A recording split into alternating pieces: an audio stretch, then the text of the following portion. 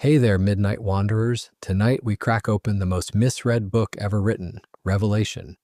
Beasts, horsemen, a spooky number that trends on every conspiracy channel at 3 in the morning.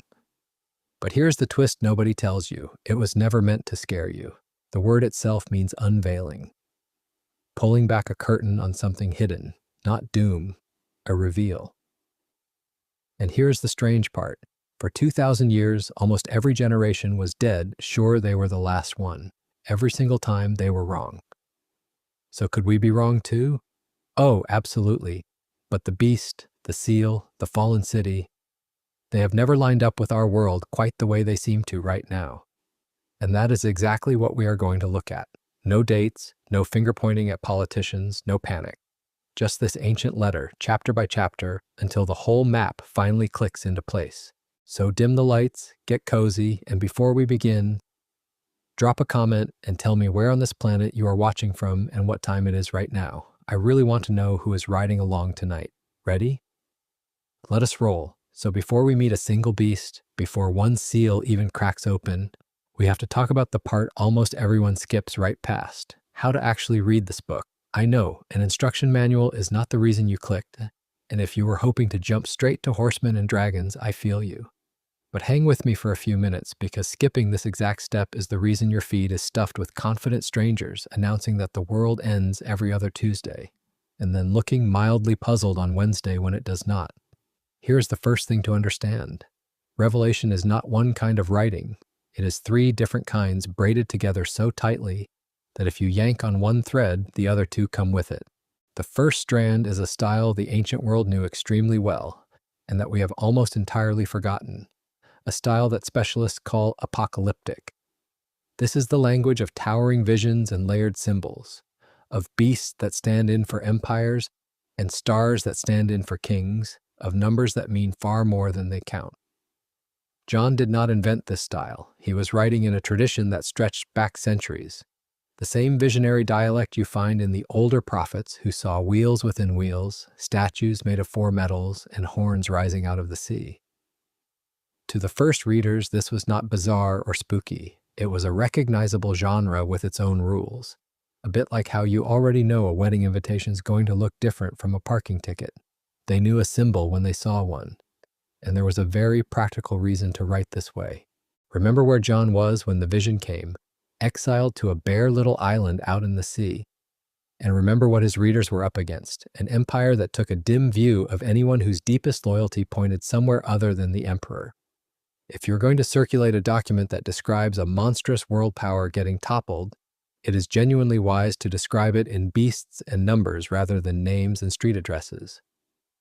Symbolic language worked as a kind of code, safe enough that an outsider skimming it would see only strange poetry, but perfectly transparent to the people on the inside who already knew exactly which beast was which.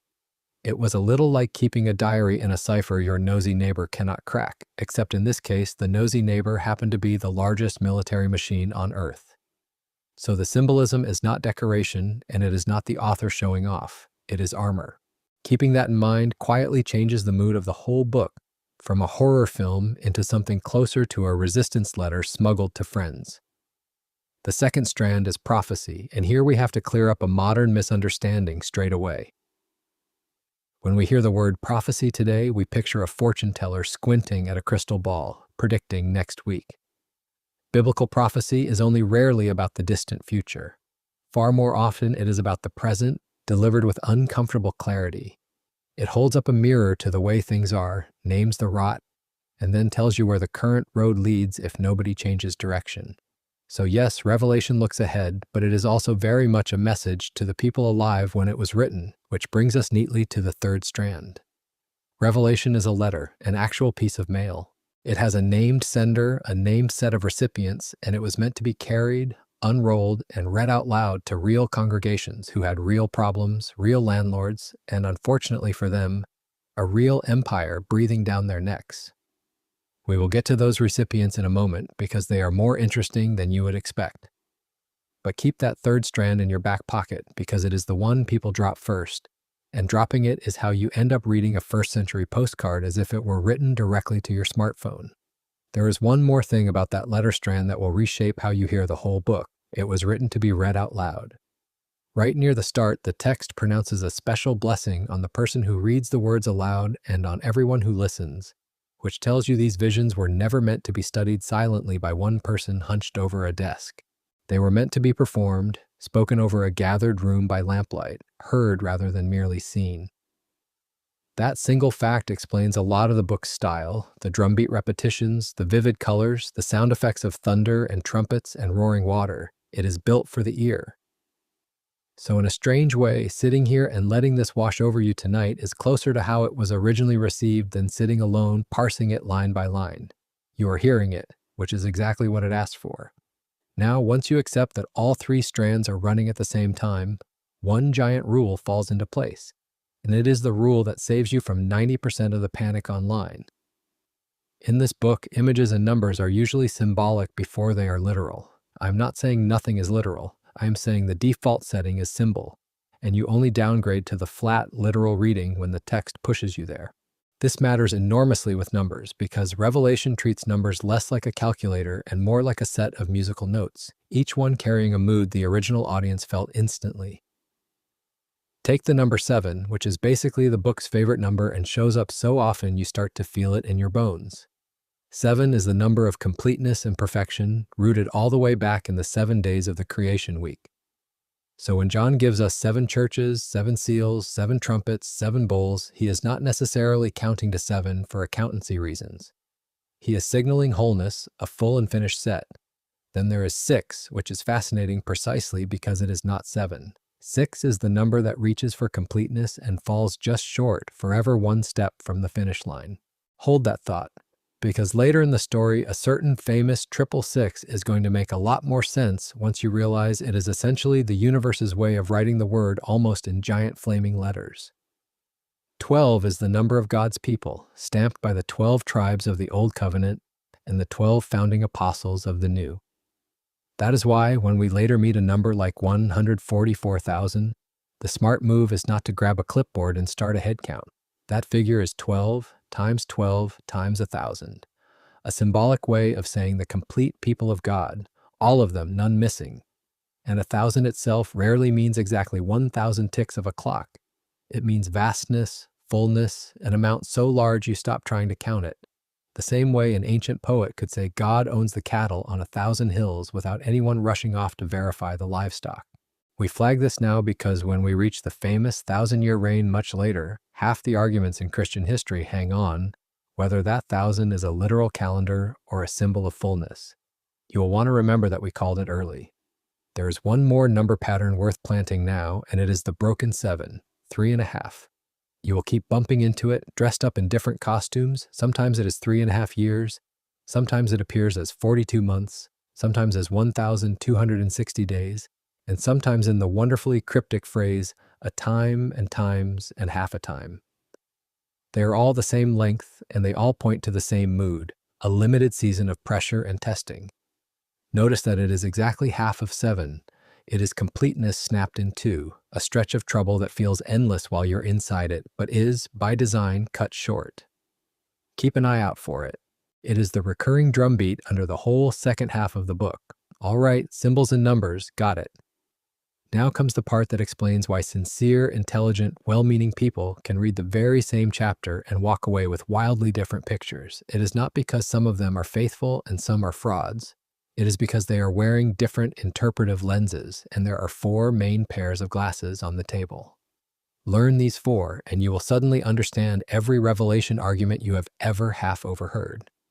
The first lens is called preterism, from a Latin word meaning gone by. Through this lens, almost everything in the book already happened, and it happened astonishingly early, mostly wrapped up in the turbulent 1st century and the catastrophic fall of Jerusalem when the Great Temple was pulled down. A preterist reading Revelation is essentially reading the news of the ancient Mediterranean world. The beast, on this view, is not some future world leader, but a very specific emperor, whose name, when you convert its letters into numbers using an old Hebrew method, lands with an eyebrow-raising thud right on that 666. To the preterist, the book is a coded protest pamphlet for people living under a boot, comforting them that the empire crushing them was already on borrowed time. The second lens is historicism. Through this one, the book is not a snapshot of the first century, and it is not a distant future either. It is a scroll of the entire span of church history, unrolling century by century like a very long timeline. Historicists read the seals, the trumpets, and the churches as successive eras, matching them to real rises and falls of kingdoms, movements, and institutions across the last 2,000 years. This lens was tremendously popular a few hundred years back, especially among reformers who, unsurprisingly, tended to identify the villains of the book with whichever powerful institution they happened to be feuding with at the time.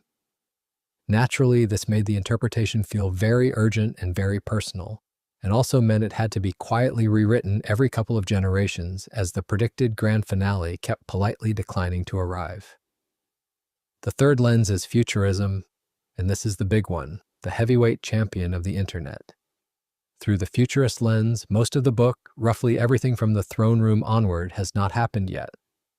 The tribulation, the world ruler, the mark, the final battle, all of it sits in our future, waiting.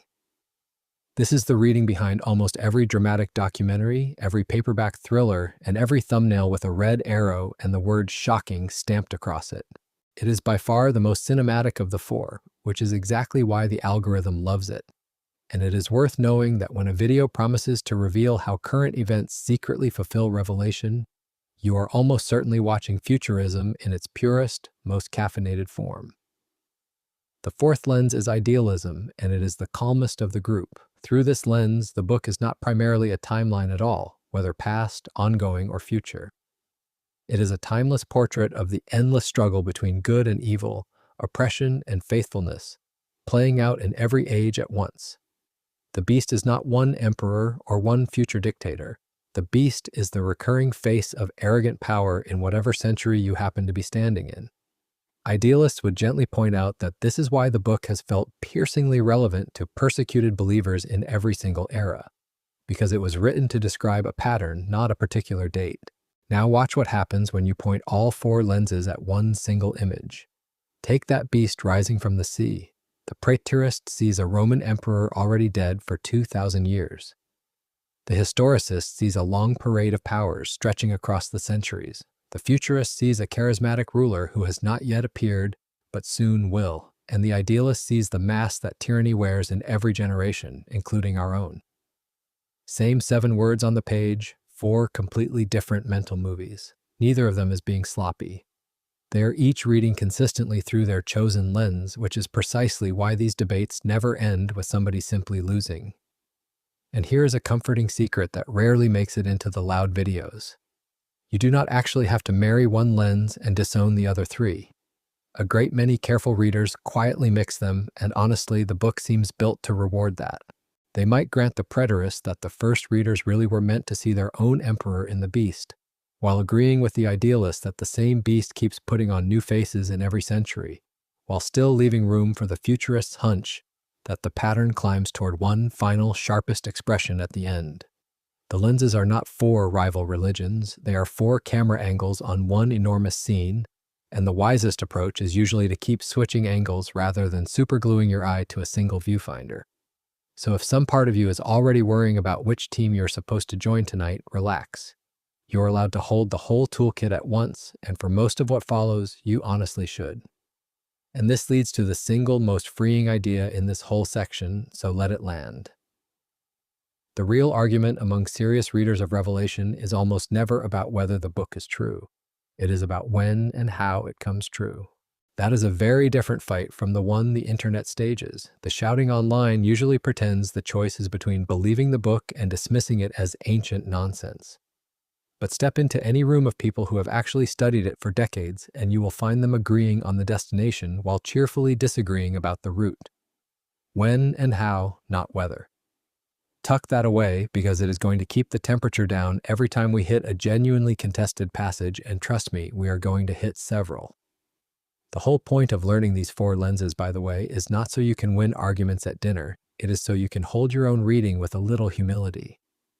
The single most common mistake with this book in every generation is grabbing today's newspaper, laying it over the ancient text, and announcing that the two match perfectly. People have been doing that confidently for 2,000 years, matching the beast to whoever was frightening them at the time. and the scoreboard on those predictions is not flattering. The symbols were deliberately built to be rereadable, to speak to the persecuted in one century and the comfortable in another.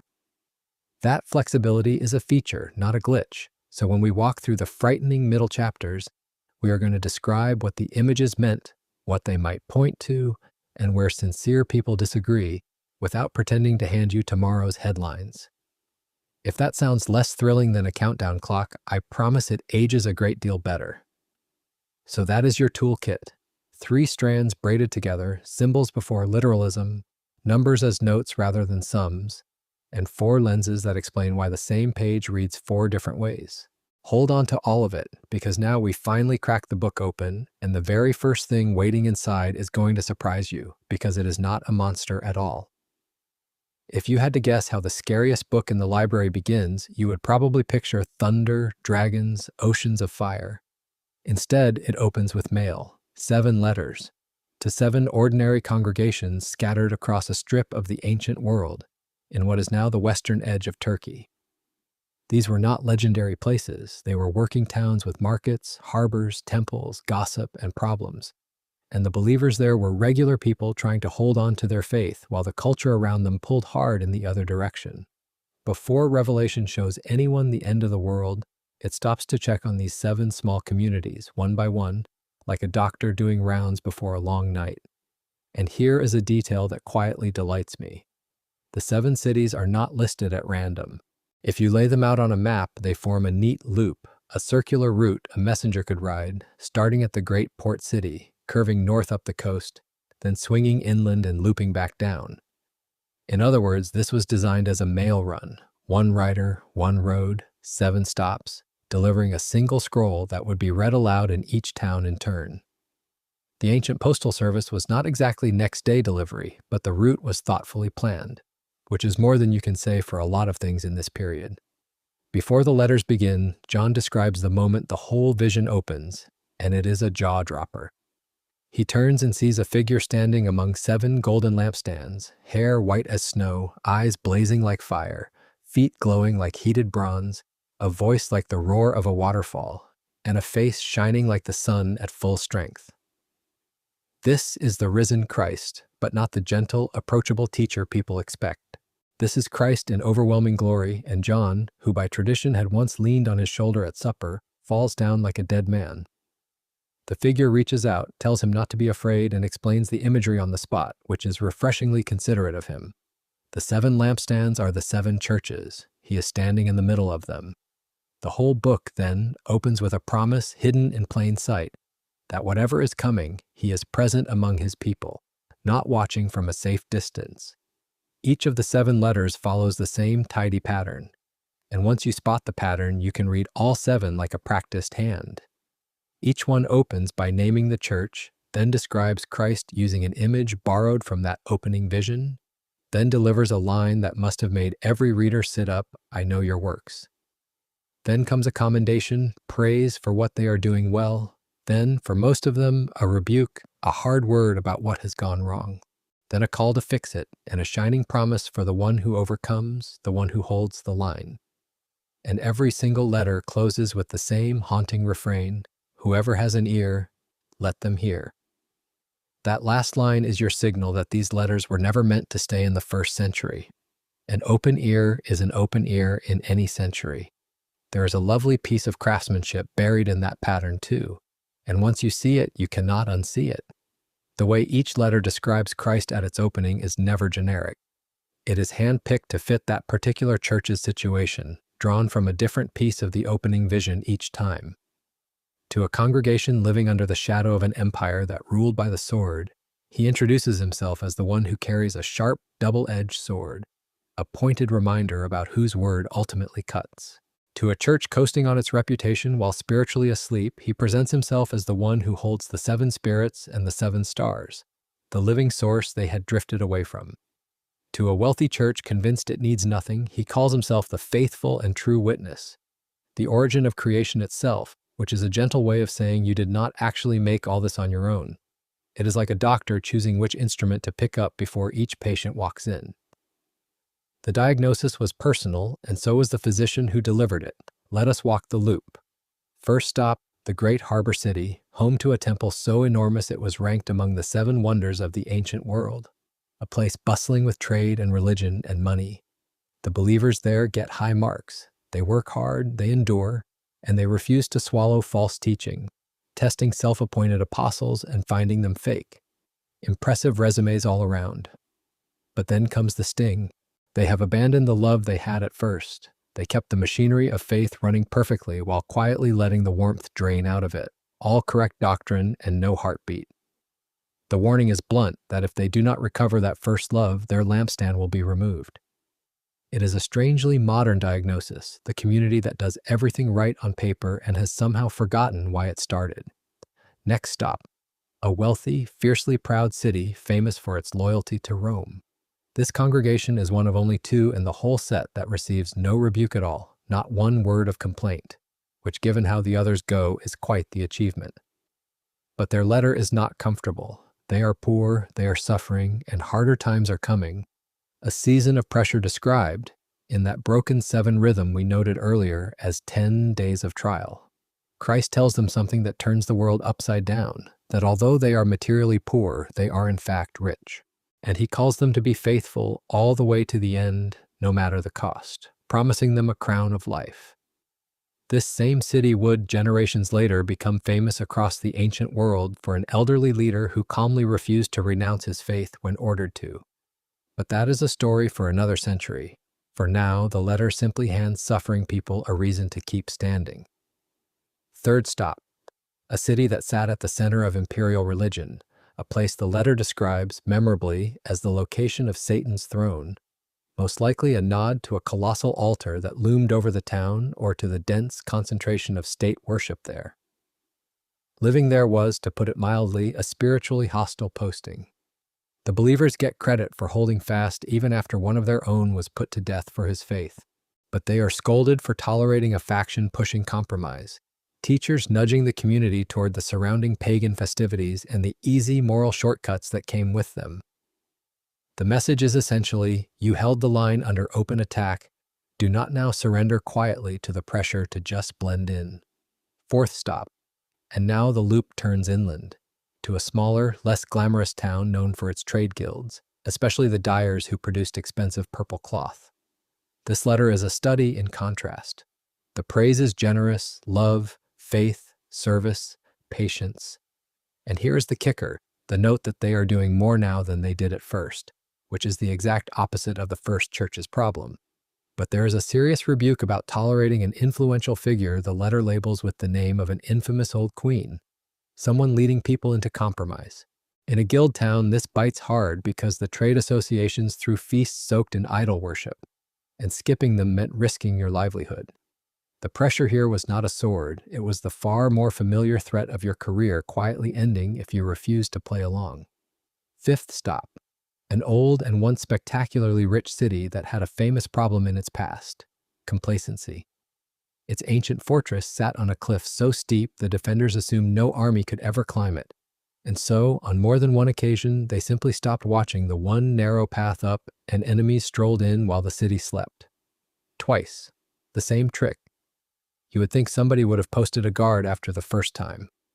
The letter turns that history into a spiritual warning with almost merciless precision. This church has a reputation for being alive, but it is actually dead, coasting on past glory. The command is sharp, wake up, and the threat is that Christ will come like a thief, catching them exactly as their careless ancestors were caught. A small remnant, though, is commended for keeping their garments clean, and promised they will walk in white.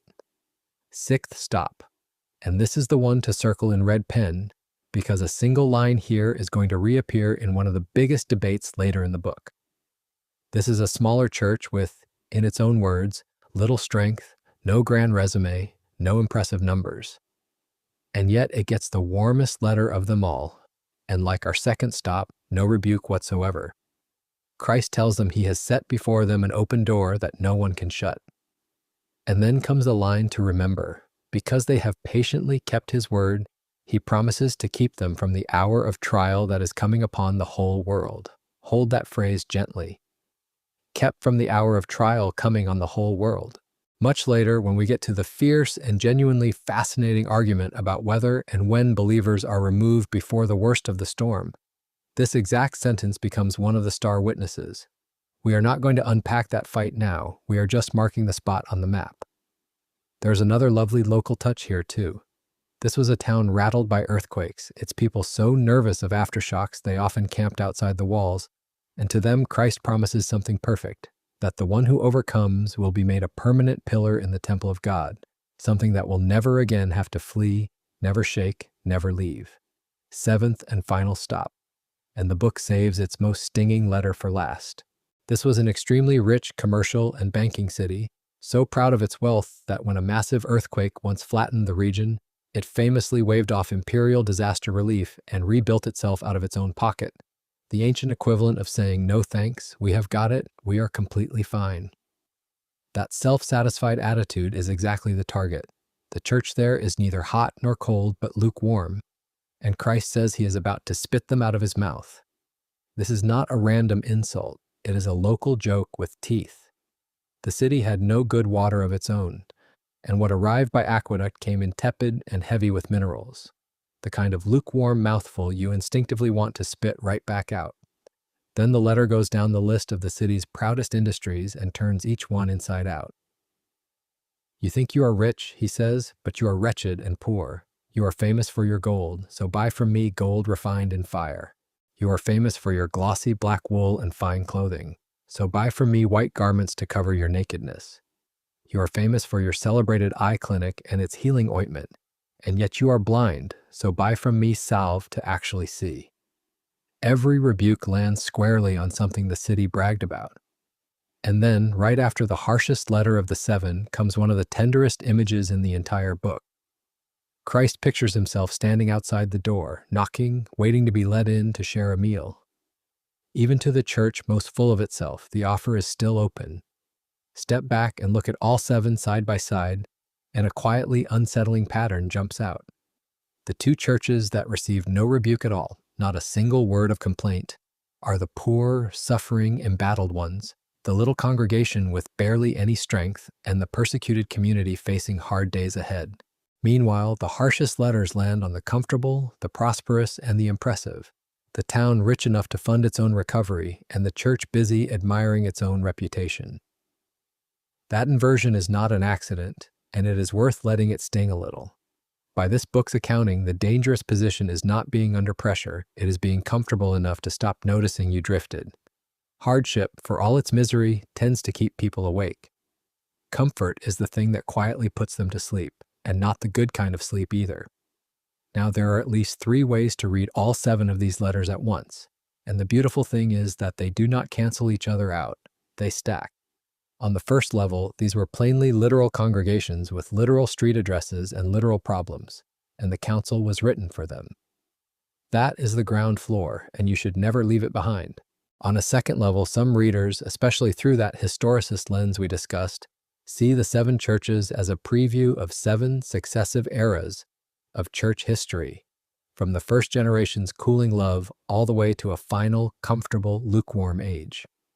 It is an intriguing pattern, though it is worth being honest that this mapping is more suggestive than certain, and different people slice the eras differently. And on a third level, which almost everyone can agree on, the 7 churches are 7 timeless portraits of what any community of faith and any individual believer can become. The tireless one that lost its warmth, the suffering one that is secretly rich, the compromised one, the one coasting on reputation, the small, faithful one, the self-satisfied one that thinks it needs nothing. You have met all 7. You may, on different days, be all 7. And there is one more thread running through these letters that is easy to miss on a first pass, but it turns out to be a set of quiet spoilers for the entire book. Every letter ends with a promise to the one who overcomes, the one who holds the line to the end, and if you line those promises up in order, they read like a trailer for the final scenes we will eventually reach. The one who overcomes is promised the right to eat from the tree of life, promised not to be touched by something called the second death, promised a mysterious white stone with a brand new name written on it that only its owner will know, promised authority alongside Christ and the morning star, promised white garments and a name that stays written in the book of life. promised to become a permanent pillar in God's temple, and finally promised a seat on the throne itself. Hold on to that list, because nearly every image in it, the tree of life, the second death, the new name, the book of life, is going to come roaring back in the closing chapters, either as the reward handed to the faithful or the fate awaiting everything opposed to God. In other words, before the storm has even begun, the book has already leaked its ending to anyone paying attention. The whole terrifying middle exists to get a certain kind of person to a certain kind of destination, and these 7 little promises are the first glimpse of what that destination looks like, which is exactly why that closing refrain matters so much, the one about having an ear to hear. These letters were never meant to be read as somebody else's mail. They were meant to be uncomfortable in the best way, a mirror held up before the fireworks start. And that is the quiet genius of putting them first. Before Revelation shows us the end of the age, before a single seal is broken, it insists on checking the condition of the people who will have to live through whatever comes. Think of it as a full physical before a long expedition. You do not want to discover a weak heart halfway up the mountain. So the real question these 7 letters leave hanging is not which faraway church do they describe. It is a far more personal one. Of these 7, which one sounds the most like you right now, tonight? Sit with that for a second, because with the rounds finished and the checkup complete, the vision is about to lift off the ground entirely, and the next place John is taken is straight up, through an open door, into the throne room of heaven itself. We left John standing at an open door in the sky, right on the edge of being pulled up into the throne room of heaven, and I promise we are going to walk him through it. But if we step through that door this very second, a good half of what happens on the other side is going to feel like tuning into the season finale of a show you have never once watched. The events about to unfold are running on a clock, and that clock was wound up and set ticking more than 5 centuries before John was even born, by a tired old man saying his prayers in a city that was not his own. So before the door, we rewind. Picture him, an elderly exile named Daniel, living out his final years far from home, in the glittering foreign capital where his people had been carried off decades earlier. He had built a whole life in captivity, risen high in the service of kings, survived more than one attempt to end him, and through all of it kept a stubborn habit of praying toward a ruined homeland he had not seen since he was a boy. On the particular evening our story cares about, he was doing something surprisingly relatable. He was reading. Specifically, he had been going through the writings of an earlier prophet who had put a number on the disaster, 70 years of exile, and Daniel, being the sort of person who actually does the math, worked out that the 70 years were nearly up. So he prayed, not a tidy, polished prayer either, but a long, aching confession, pleading for his people and for the flattened city he still called home.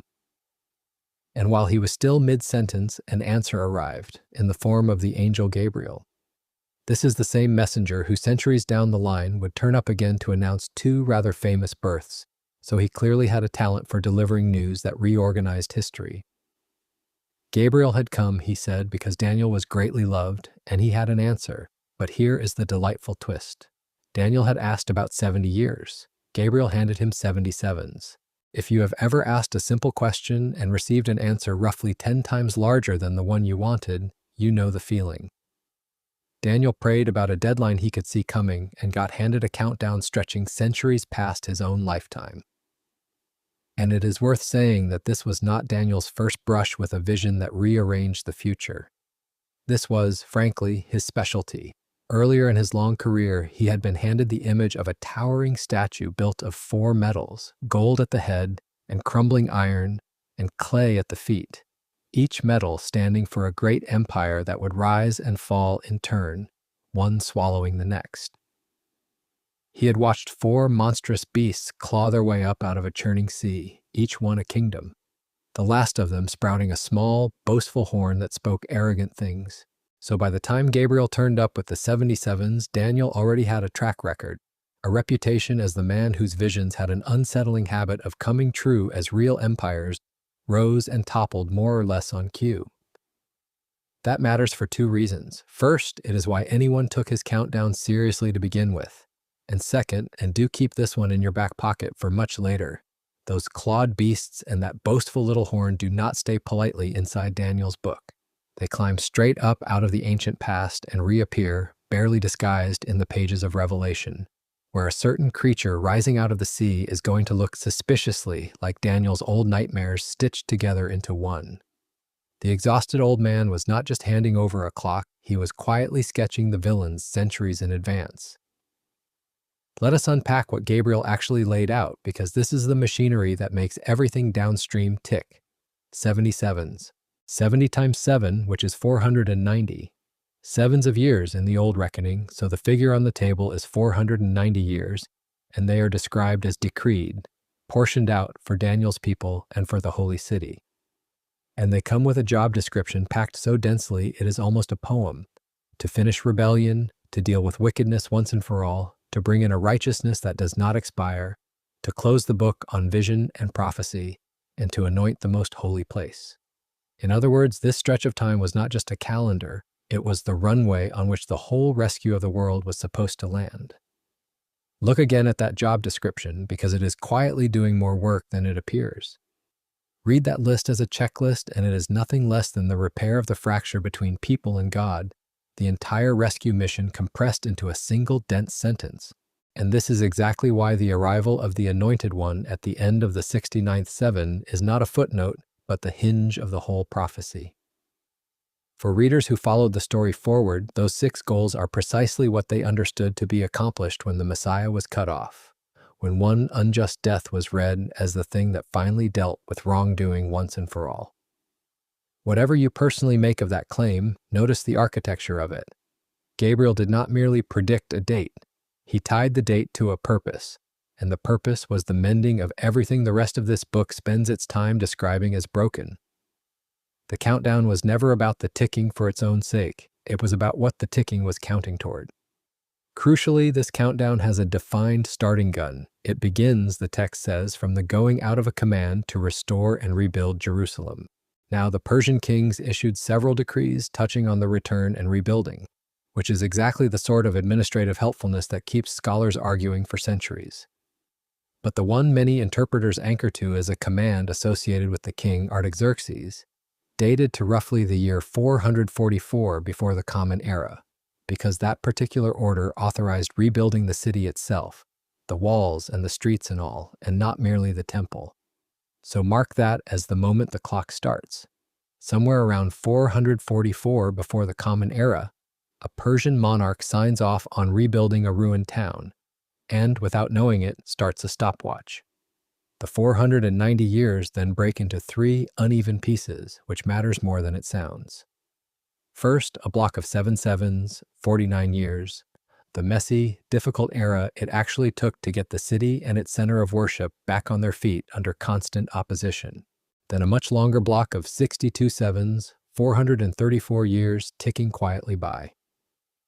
And then, held back for the moment, a final single 7 years, which we will come to because it is the strange one.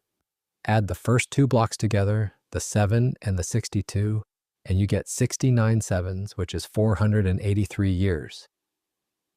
And Gabriel says that at the end of those 69 sevens, the Anointed One arrives, the Messiah. The whole point. Here is where people tend to lean toward the screen. If you take those 483 years and run them on a so-called prophetic year of 360 days, which was the older, rounder calendar much of the ancient Near East used before everyone grudgingly agreed that leap days were worth the bother, the total converts into a very specific number of actual days. And one influential calculation runs that number of days forward from the Persian decree, and lands, astonishingly, right around the day Jesus rode into Jerusalem on a borrowed donkey and, for the first and only time, allowed the crowds to openly hail him as their king. Every previous occasion, when people had tried to crown him or crank up the drama, he had waved them off and told them to keep quiet. On this one carefully chosen day, remembered ever since as the triumphal entry, he stopped hushing them and let it happen. And that day, by this reckoning, is precisely where the 69 sevens run dry. Now let me be an honest guide here, because this is a calculation and not a laboratory measurement, and pretending otherwise would be the exact newspaper matching trap we swore off earlier. The result depends on which royal decree you start from, whether you accept the 360-day year, and how you fix that final Sunday. Nudge any one of those dials and the answer slides.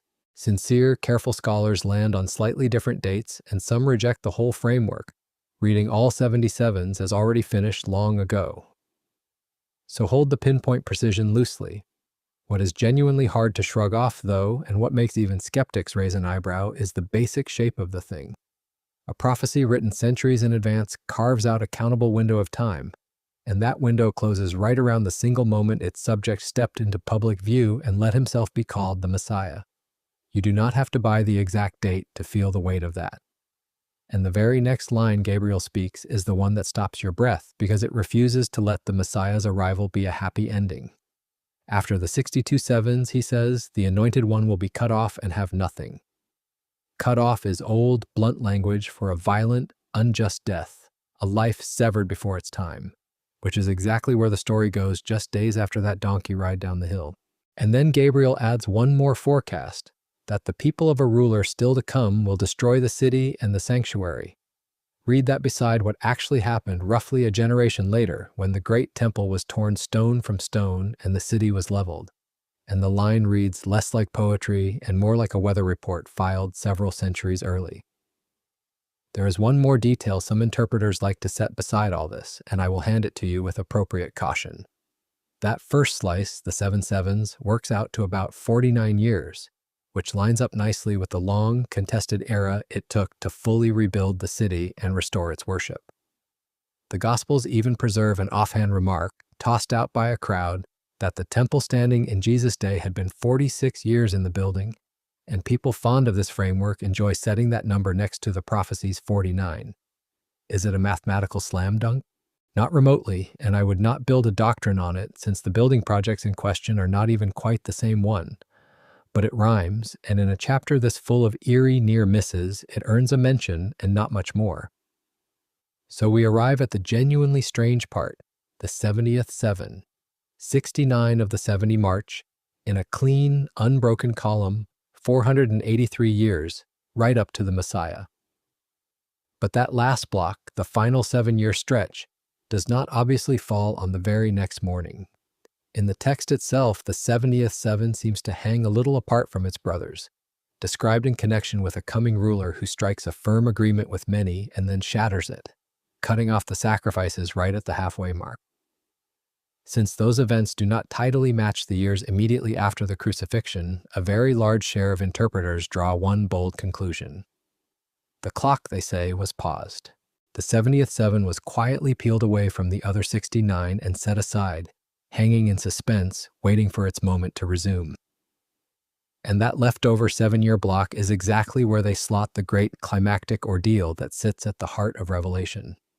This, right here, is the single biggest reason so many readers expect the final crisis to run for 7 years, neatly split into 2 halves of 3.5 years each. That broken 7 rhythm we first clocked back in the churches finally has a source, and it is this dangling, unfinished week of years. Not everyone accepts the pause, and it would be dishonest to pretend they do. Plenty of readers, especially those wearing the lens that puts most of the fulfillment in the distant past, take the 77s as one continuous, uninterrupted run already completed in and around the 1st century, with that final week playing out in the events surrounding Jesus and the fall of the city. So once again, we find ourselves standing in front of a real and respectful disagreement about the when and the how, not about the whether. 2 thoughtful readers can look at the same 77s and see either a finished countdown or a paused one, mark the split, and move on. But here is the takeaway to carry through the rest of tonight because it changes how everything ahead lands. The God described in this book has, at minimum, once dropped a prophecy that fenced off a countable stretch of time and then filled it right on schedule, give or take how you run the numbers. And whatever you personally make of the arithmetic, that single fact reframes the whole expedition. It suggests that the final 7, wherever and whenever it truly sits, is not just atmospheric dread. It has a slot on a calendar, even if that calendar is deliberately hidden from us.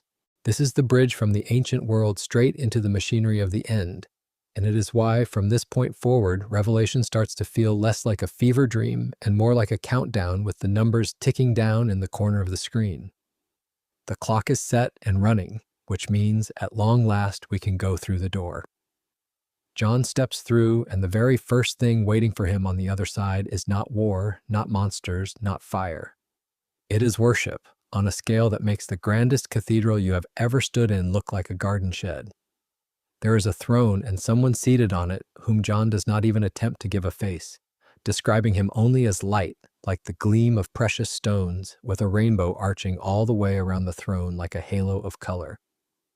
Ringing that central throne are 24 smaller ones, each holding an elder robed in white with a crown of gold.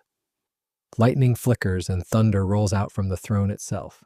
Stretched before it lies something like a sea of glass, smooth and clear as crystal. And closest of all are 4 astonishing living creatures covered over with eyes, front and back, who never stop day or night calling out that the Lord is holy, holy, holy. It is the most staggering act of worship imaginable. And there is no intermission, no closing hymn, no polite winding down toward the parking lot. It simply goes and goes and goes. It is worth slowing down on the supporting cast around that throne because in a book this careful with its numbers, none of it is decorative. Those 24 elders are almost certainly not a random committee that happened to be free that day. 24 is simply 12 doubled, and 12, as we clocked right at the start, is the number stamped on the people of God, the old 12 tribes on one side, and the 12 founding apostles on the other, the entire sweep of the faithful gathered into one crowned assembly. And the 4 living creatures, blanketed in eyes and never once resting, echo an even older vision seen centuries before by a prophet sitting by a river in exile. 4 faces between them that readers have long taken to represent the whole of created life, the wild and the tame, the soaring and the human, every category of living thing turned toward the throne in worship. So before a single seal is even touched, the throne room has quietly told you exactly who is present for whatever comes next.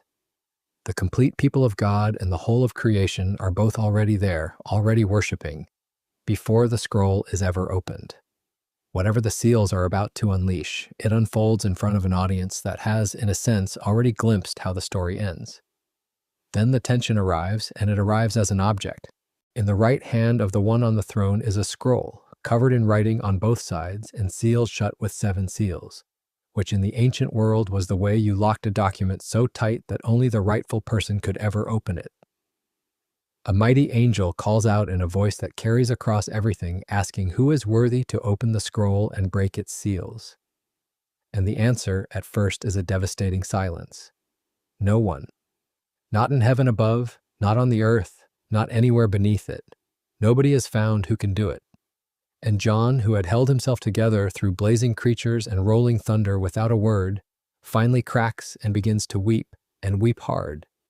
Because if the scroll stays sealed, the story cannot move an inch. The plan to set the whole broken world right stays locked in a fist, and nothing changes. And it is worth asking what exactly this sealed scroll is, because John's tears only make sense once you do. A document sealed 7-fold and written on both sides was, in that world, the recognizable format of a binding legal deed, the sort of contract that laid out ownership and inheritance and could only ever be opened and enacted by the one person with the legal right to do so. Many readers take this particular scroll to be nothing less than the title deed to the world itself, the sealed plan for taking a hijacked creation back and setting it right, the very rescue we just watched Gabriel promise Daniel, now rolled up tight and waiting for someone qualified to break it open and set it in motion. Suddenly, John's weeping stops looking like an overreaction. If no one anywhere is worthy to open that scroll, then the deed stays sealed, the world stays hijacked, and every ache we are about to hear cried out from beneath the 5th seal. Every whispered how long goes permanently unanswered. The stakes of that silent, terrible moment when nobody steps forward are not dramatic decoration. They are the whole difference between a world that finally gets rescued and one that stays locked shut forever, which is precisely why what happens next lands the way it does. Then one of the elders leans in and tells him to stop crying, because someone has, in fact, triumphed, the Lion of the tribe of Judah, the root of David, and he is able to open it. And this is the twist that quietly runs the entire book, so do not blink.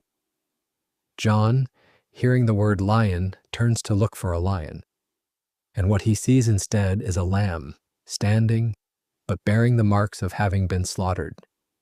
The single most powerful figure in the throne room, the one being that the roaring, endless worship of heaven now turns to face, is not a predator that took what it wanted, but a wounded lamb that gave itself up. Heaven had announced a lion and delivered a lamb, and the two are somehow the same. The meaning underneath is enormous. In this book, real power does not look like teeth and claws. It looks like a lamb that laid down its life. Hold that image very carefully, because a great deal later, a very different figure is going to try extremely hard to counterfeit it. The lamb steps forward, takes the scroll from the hand on the throne, and the entire throne room detonates into song. And what an eruption it is. The instant the lamb takes the scroll, the 4 living creatures and the 24 elders fall down before him, each holding a harp and a golden bowl of incense that the text pauses to identify as the prayers of God's people, as though every unanswered "how long" ever whispered by anyone had been quietly collected and kept, and is now finally being poured out. They sing what is called a new song, that the Lamb alone is worthy precisely because he was slain, and by it bought back people from every tribe and language and nation. Then the sound widens, ring by ring, outward from the throne.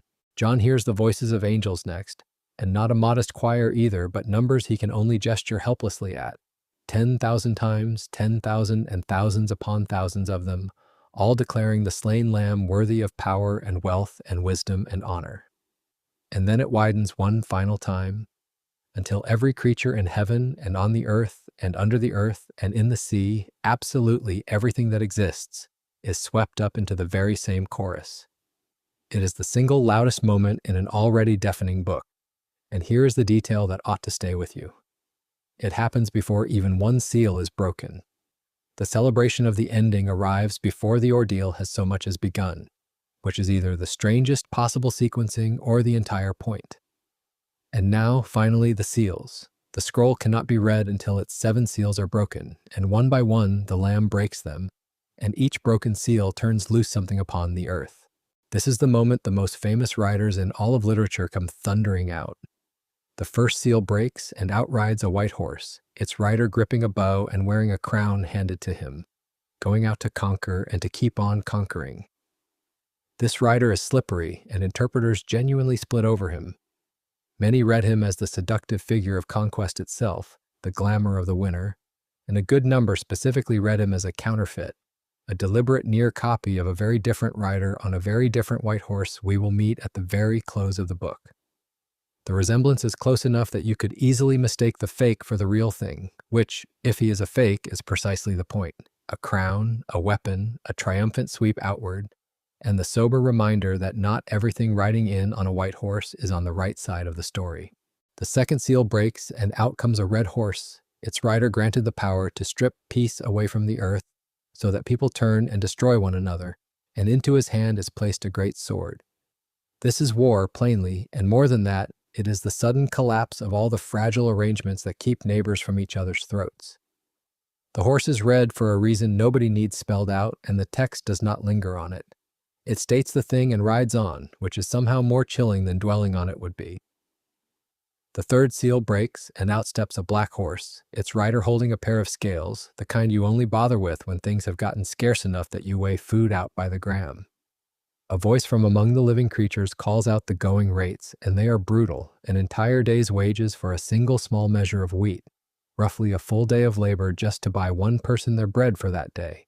That is famine wearing the costume of an economy, the grim tipping point where a basic staple quietly becomes a luxury item.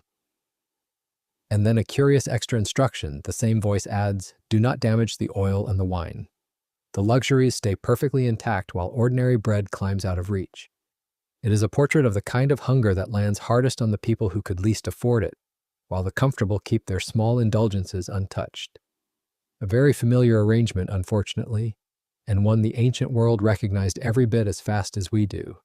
The fourth seal breaks, and out comes a pale horse, sickly and greenish, the color of something that has stopped living, and this rider is the only one of the 4 given an actual name, Death, and close behind him rides the grave, sweeping up everything he leaves in his wake.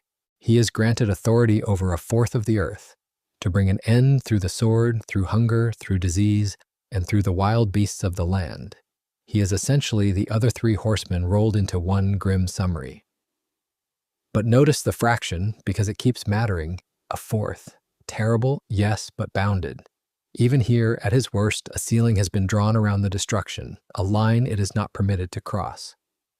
That is a pattern worth tracking through the whole book. That the disasters, for now, keep arriving with a limit attached, like a leash you cannot see but can feel is there. The four riders together are, unsurprisingly, the most famous image the book ever produced, and it is worth stopping to notice what they are not. They are not the end of the world. Jesus himself, describing this exact lineup of conquest, war, famine, and death in his own teaching, reached for a startling comparison. He called them the beginning of birth pains, not the death throes of a dying planet, but the labor of a new one being born. It is a deliberately hopeful and deeply uncomfortable image at the very same time, because anyone who has ever been near a birth knows that the agony and the promise show up in the same package, wrapped together, impossible to separate. The horsemen in that light are not the finale. They are the first contractions. The fifth seal breaks and the camera cuts abruptly away from the churning earth back up to heaven, to a sight that lands very differently.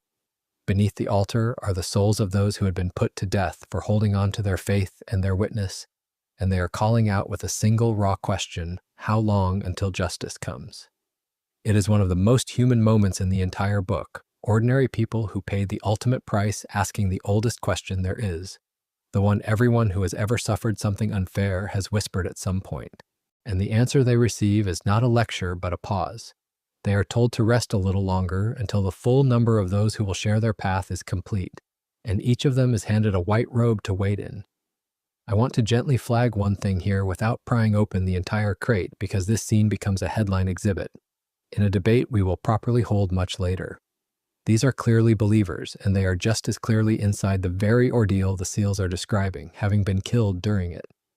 Whether that means the faithful walk straight through the whole crisis or are shielded from its worst is one of the great honest arguments of the book, and it deserves the full and fair hearing we will give it in its place. For tonight, simply file the fact away. There are people of deep faith on the inside of this thing.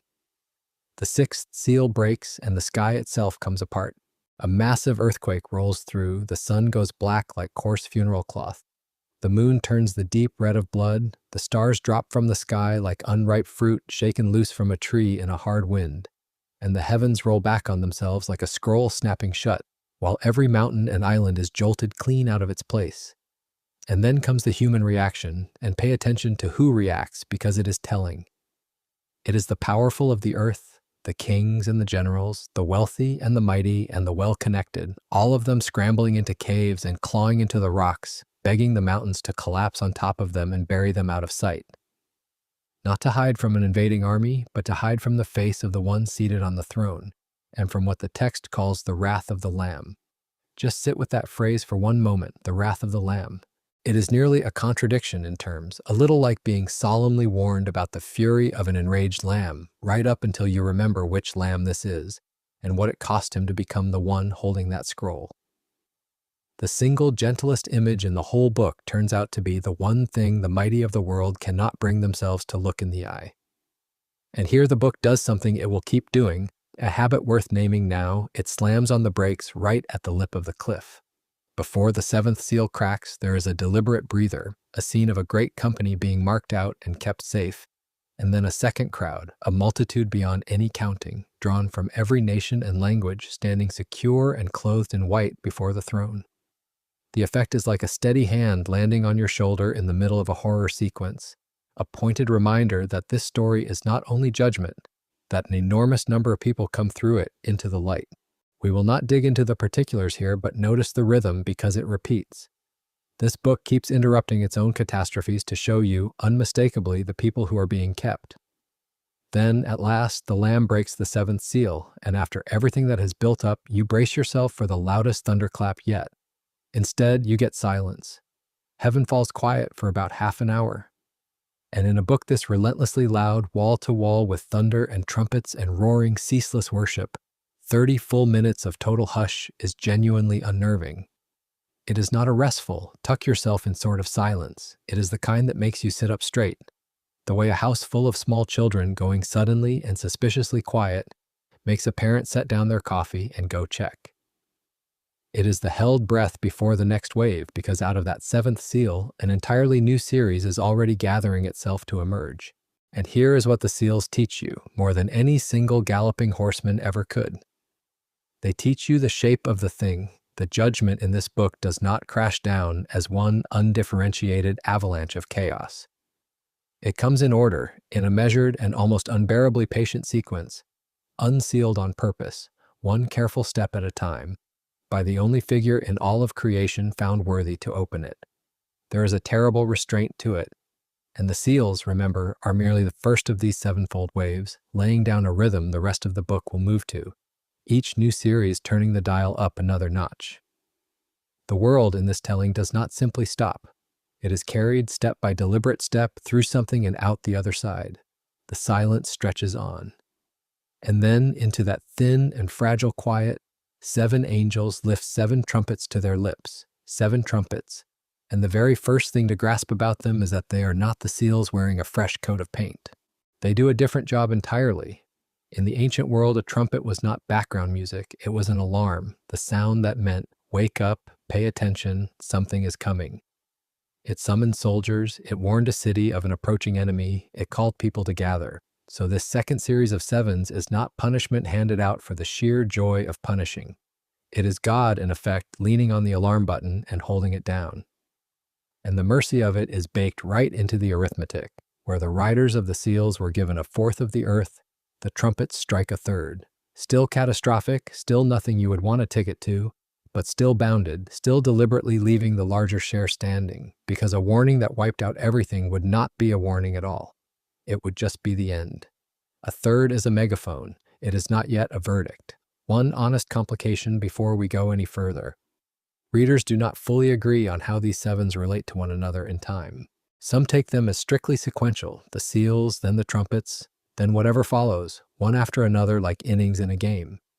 Others argue the series overlap, that the trumpets loop back and retell the same stretch from a fresh angle, zooming in rather than pushing forward, the way you might replay a single afternoon from 3 different security cameras. On that reading, the book is less a straight timeline and more a spiral, circling the same events again and again, each pass a little more intense than the last. This is not a trivial quibble because it decides whether you are watching an escalating countdown or a repeating pattern shown in ever sharper focus. We flagged early on that sincere readers tend to split over the when and the how rather than the whether, and this is one of the cleaner examples of it in the whole book. For tonight, it is enough to hold the question loosely and simply listen to the alarms get louder, however you decide they are stacked. Before the first trumpet even sounds, there is a small, telling scene. The prayers of God's people, the same aching cries we heard rising from under the altar, go up before the throne mixed with incense, and then an angel takes fire from that very altar and hurls it down to the earth, and the sky answers with thunder and lightning and a quake. The quiet point being made is that what follows is, in some sense, the answer to all those whispered pleas for justice. The alarms are not random weather, they are a response. The first trumpet sounds, and hail and fire mixed with blood are flung down onto the land. A third of the earth is scorched, a third of the trees, and every blade of green grass in the struck zone burns. The second trumpet sounds, and something like an enormous burning mountain is thrown into the sea. A third of the sea turns to blood, a third of the creatures in it die, and a third of the ships are destroyed, which was, to put it mildly, a very poor quarter for the shipping industry. The third trumpet sounds, and a great blazing star plunges out of the sky, and this one has a name, wormwood, which happens to be a real and famously bitter plant, whose name is more or less a synonym for bitterness itself. It falls on a third of the rivers and the freshwater springs, and the water turns bitter and poisonous, and many who drink it die. The fourth trumpet sounds, and a third of the sun, the moon, and the stars go dark, so that a third of the daylight and a third of the night simply lose their glow, as though someone reached over and turned the whole sky down with a dimmer switch. If those first 4 disasters are ringing a distant bell, that is not an accident. The trumpet plagues are deliberately styled after a much older set of plagues, the ones that once fell on a great empire long before a famous deliverance, water turning to blood, a sky gone dark, hail and fire raining down, and any moment now, a swarm of locusts. The book is quietly reaching back to that ancient rescue when an enslaved people were marched out from under a tyrant and hinting that history is about to rhyme. The same God who once cracked an empire open to free his people is, the imagery suggests, doing it again, this time on a cosmic scale. And that reframes the whole terrifying series. To the people being ground down under the beast's world, these are not merely catastrophes, they are the opening moves of an exodus, the sound of chains being worked loose. That is a very different thing to hear in a trumpet blast than plain destruction. It is the difference between a building collapsing on you and a prison door being forced open. The ancient audience, raised on that older story, would have caught the echo instantly, even if it takes the rest of us a footnote to notice it. And here the book pauses to make sure you understand the pattern is about to get worse. An eagle flies overhead, crying, "Woe, woe, woe, one woe for each of the 3 trumpets still to come," because those first 4 hammered the environment, the land, sea, water, and sky, but the final 3 are going to fall on people directly. The 3 woes are the trumpets with humanity in the crosshairs. The 5th trumpet sounds, the first woe, and this is where the book gets genuinely strange. A star, meaning here an angelic figure, is given a key, and with it the shaft of the abyss, the bottomless pit, is unlocked. Smoke boils up out of it thick enough to darken the sun, and out of the smoke come locusts, except these are not the ordinary sort that at least have the decency to eat your crops and move along. These are expressly forbidden to touch grass or plants or trees. Their assignment is people, specifically the people who do not carry the seal of God on their foreheads, that protective mark we saw handed out during the earlier pause, which turns out to matter a great deal here because those who bear it are passed over. The rest are tormented for 5 months with a sting like a scorpion's, and the torment is described as so relentless that people long for any relief and find none. The locusts themselves are a fever dream stitched together from spare parts, bodies like war horses, little crowns of what looks like gold, faces oddly human, long hair, the teeth of lions, chests plated like iron, and wings that roar like a charging cavalry. And they have a king over them, the angel of the abyss, whose name is given in 2 languages so nobody misses the point, Abaddon in Hebrew and Apollyon in Greek, both of which mean, cheerfully, the destroyer. 2 small details in that plague of locusts are worth slowing down for, because they are the mercy hidden inside the menace. The torment lasts 5 months, which happens to be, more or less, the natural lifespan of an actual locust, a wry little touch that keeps even this nightmare on a short leash. It is dreadful, but it is not endless, and it is pointedly not fatal. And it still passes over the sealed, so even at the very bottom of the abyss, the destruction is fenced in on every side, limited in who it may touch, how long it may last, and how far it may go. That fencing is not a minor stylistic quirk. It is the entire argument of the trumpets shrunk down to a single scene. This is a power that has been let off its chain only so far and not an inch further, permitted to frighten but forbidden to finish, precisely so that people still have room and reason to turn around. A judgment with that many restraints bolted onto it is not really trying to destroy anyone. It is still stubbornly trying to wake them up. The 6th trumpet sounds, the second woe, and 4 angels who have been bound at the great river Euphrates, kept on standby for this exact hour, are released.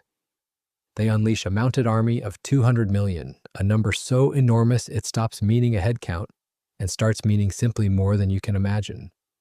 The horses breathe fire and smoke and sulfur, and their tails are like serpents that bite, and by these plagues 1/3 of humanity is killed. And then comes the line that is the real tragedy of the entire trumpet series, quieter and sadder than any of the fireworks. The survivors, the 2/3 still standing, still do not change course. They do not repent. They carry on exactly as before, clutching the same idols and habits that got them here.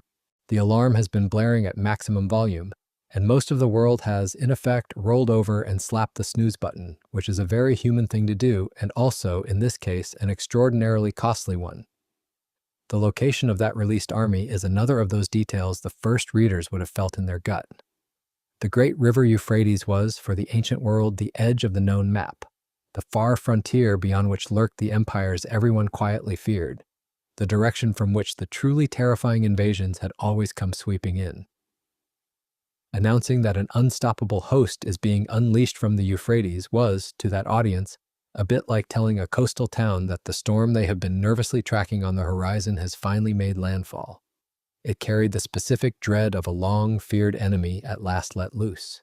And the fact that these 4 angels had been kept bound and ready for this exact hour says something about the whole book's view of history.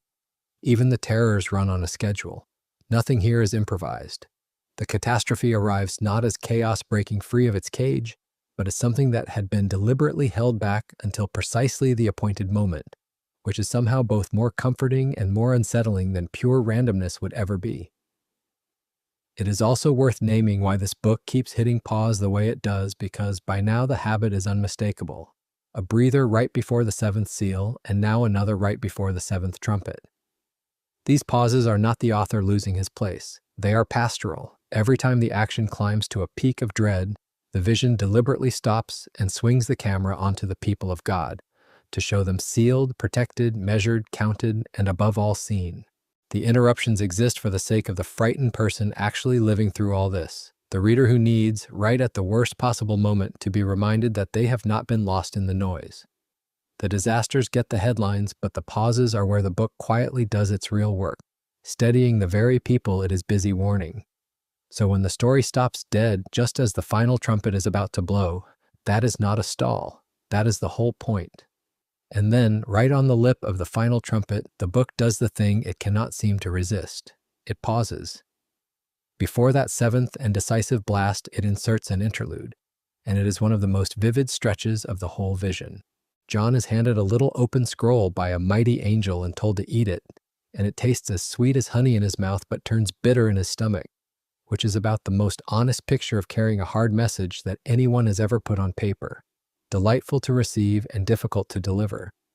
Then he is given a measuring rod and told to measure the temple, but to leave out the outer court, because it is handed over to the nations who will trample the holy city for 42 months, which is that same broken half of 7 we keep tripping over 3.5 years, now wearing a calendar. And into this pause walk 2 of the strangest and most striking figures in the entire book. They are called, with no further introduction, the 2 witnesses. They are given authority to prophesy for 1,260 days, which is, once again, 3.5 years, the same drumbeat under everything, and they do it dressed in sackcloth, the rough uniform of mourning and warning. The text also calls them the 2 olive trees and the 2 lampstands that stand before the Lord of the earth. And for the length of their assignment, they are essentially untouchable. Anyone who tries to harm them gets scorched by fire that comes out of their mouths. They have the power to shut the sky so that not a drop of rain falls for the whole span of their ministry, to turn water into blood, and to strike the earth with any plague they like, as often as they like. They are, in the plainest terms, 2 people the entire world cannot kill, and the entire world would very much like to. Those 2 extra titles, the 2 olive trees and the 2 lampstands, are not merely decorative flourishes either. They come straight out of an older prophet's vision, in which 2 olive trees stood beside a golden lampstand and fed it a steady supply of oil. And the lesson pinned to that image was that the work would be finished not by human muscle or military might, but by God's Spirit. So calling the witnesses olive trees and lampstands is a compact way of saying that their staggering power is not actually their own. They are conduits, not sources, lamps burning on a fuel being poured into them from somewhere far above their own strength. It also quietly explains why nothing can touch them until their work is done, and why the very moment their assignment ends, their invulnerability ends right along with it. Their protection was never a function of how tough they were. It was a function of how long they were needed. That is a strangely reassuring way to read the whole scene, because it means the 2 most powerful humans in the entire book are powerful for exactly one reason and exactly one duration, and not a drop beyond it. Even the invincible, it turns out, are on a mission rather than a power trip. Now the book pointedly refuses to name them, and interpreters have been happily arguing about their identities for the better part of 2,000 years. The 2 leading theories are both built from the job description. Shutting the sky against rain and calling down fire is the signature of an old prophet who once did exactly that, during a drought that famously lasted, of all lengths, about 3.5 years. Turning water to blood and hammering a stubborn empire with plagues is the calling card of the leader, who once stood before a mighty ruler and did precisely those things. So a great many readers see these two witnesses as Elijah and Moses returned, or as figures who carry their spirit and repeat their signs. A second popular theory keeps Elijah but swaps in Enoch, on the neat logic that Enoch and Elijah are the only two people in the older scriptures who never actually died, but were taken up alive, which would make them the obvious candidates to come back and this one time finally face death like everyone else. Either way, the resumes are doing the talking, because die they do. When their appointed testimony is finished, and notice the timing, they are invincible right up until the exact second their assignment is complete, and not one moment before, the beast that comes up out of the abyss finally overpowers and kills them. We will get properly acquainted with that beast shortly, since he is about to become the main event. Their bodies are left lying in the main street of the great city, a city the text tags with two loaded old nicknames, the city of vice and the city of bondage, and then identifies plainly as the place where their Lord was crucified, which points squarely at Jerusalem. And there they lie, unburied for 3.5 days, and in that culture, refusing someone a burial was not an oversight, it was a calculated final insult. And here's the detail that lands with an uncomfortably modern thud. The whole world looks at the two corpses, peoples, tribes, languages, nations, all of them, gazing at these two bodies lying in a single street. Stop and sit with how impossible that used to be.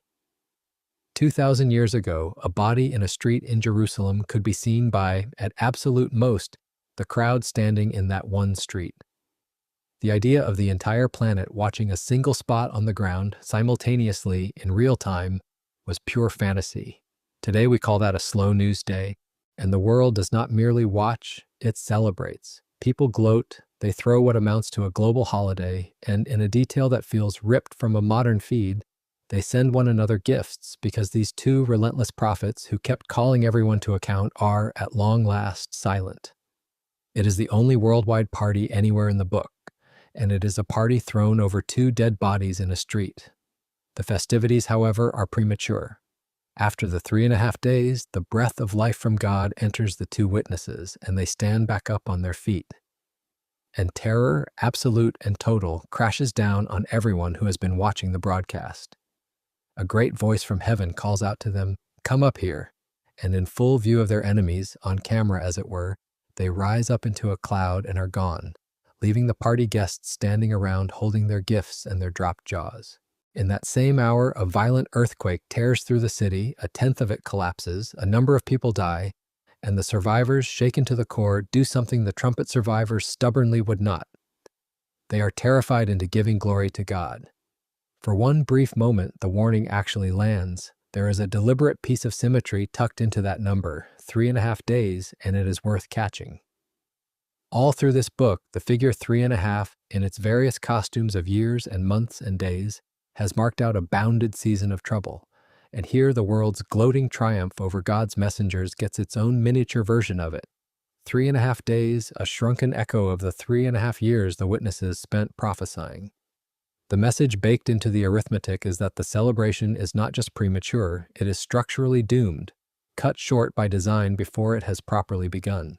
The world's victory over the messengers of God is always, in this book's math, the shortest-lived thing in the room. And if that shape feels familiar, a faithful witness apparently defeated, mourned, gloated over, left lying for a few days, and then unexpectedly standing back up to the horror of everyone watching, that is because it is familiar. The two witnesses are walking, step for step, through a pattern the book has already shown us once before at the very center of everything, the pattern of the Lamb himself. Apparent defeat here is never the end of the sentence. It is the pause right before the turn. And with that, the announcement finally comes. The second woe has passed, the third is arriving fast, and the seventh trumpet sounds. But instead of the loudest disaster yet, what erupts is a burst of triumphant voices in heaven, declaring that the kingdom of the world has become the kingdom of our Lord and of his anointed one, and that he will reign forever and ever. The 24 elders fall on their faces in worship. It is a genuine hinge in the whole book. because heaven announces the outcome as if it were already settled and signed, even though down on the ground the very worst is still ahead. The book is, once again, telling you the result before the final rounds are even played, which is either a spoiler or a comfort depending on which side you are standing on. There is one more reason this exact moment gets circled in red pen. The two witnesses are raised at almost precisely the instant this last trumpet sounds, and one whole camp in the coming rapture debate will lean hard on that timing. We are not going to referee that match tonight, but set the scene on the shelf next to the souls under the altar from earlier, and you will have most of the evidence that camp leans on. Now, we have bumped into this beast twice already, the thing that climbed out of the abyss to kill the two witnesses, and it is plainly done waiting in the wings, so it is time to meet the villain properly. But before we do, we have to name the power standing behind him because he does not act alone. Looming behind every move on the board is an ancient enemy the book pictures as an enormous red dragon, the old serpent, the accuser of humanity, which are simply the oldest names for the adversary. This dragon has already been cast down, he is furious, and crucially, he knows his time is short, and there is nothing quite so dangerous as an enemy who has realized the clock is against him. But a dragon cannot be everywhere, and he cannot win the argument on his own merits, so he does what cornered powers have always done. He finds a front man, he recruits a face, and that face rises up out of the sea. If it looks familiar, it should, because it is essentially Daniel's old nightmares, the ones we met several centuries back, fused together into a single creature. It has the sleek body of a leopard, the heavy feet of a bear, and the mouth of a lion, 7 heads and 10 horns, crowns on the horns, and blasphemous names written across the heads. 7 heads and 10 horns read as an image of a vast empire, or a coalition of the strongest powers of the age, concentrated, might gathered into one throne. The old prophet sketched the outline of this thing long before it ever surfaced, and here it finally walks on stage. But the single most important line in the whole introduction is quiet and easy to skim past. The dragon gives the beast his power and his throne and great authority, not God. This is borrowed power, delegated, secondhand, on loan. And that matters enormously because it means the beast, for all his crowns and heads and menace, is never actually the owner of anything. He is a tenant, not the landlord, running the estate for a while on a lease that has an expiration date he did not write. Here is where the deepest theme of this figure comes into focus, and it pays off something we flagged all the way back in the throne room. This creature is, from top to bottom, a counterfeit. He is the anti-version of the Lamb, built to imitate and invert him at every turn. Cast your mind back to a certain offer once made in a wilderness, when the adversary showed a hungry, tired man all the kingdoms of the world and their glory and said, "All of this is yours if you will only bow to me." That man, the real one, refused. He turned down the shortcut and went on to win the world the long, agonizing, costly way through sacrifice. The beast is what happens when someone takes the deal. He accepts the exact offer that was once refused, bows to the dragon, and receives the crowds and the glory for free. No cross required. 2 different roads to the same throne.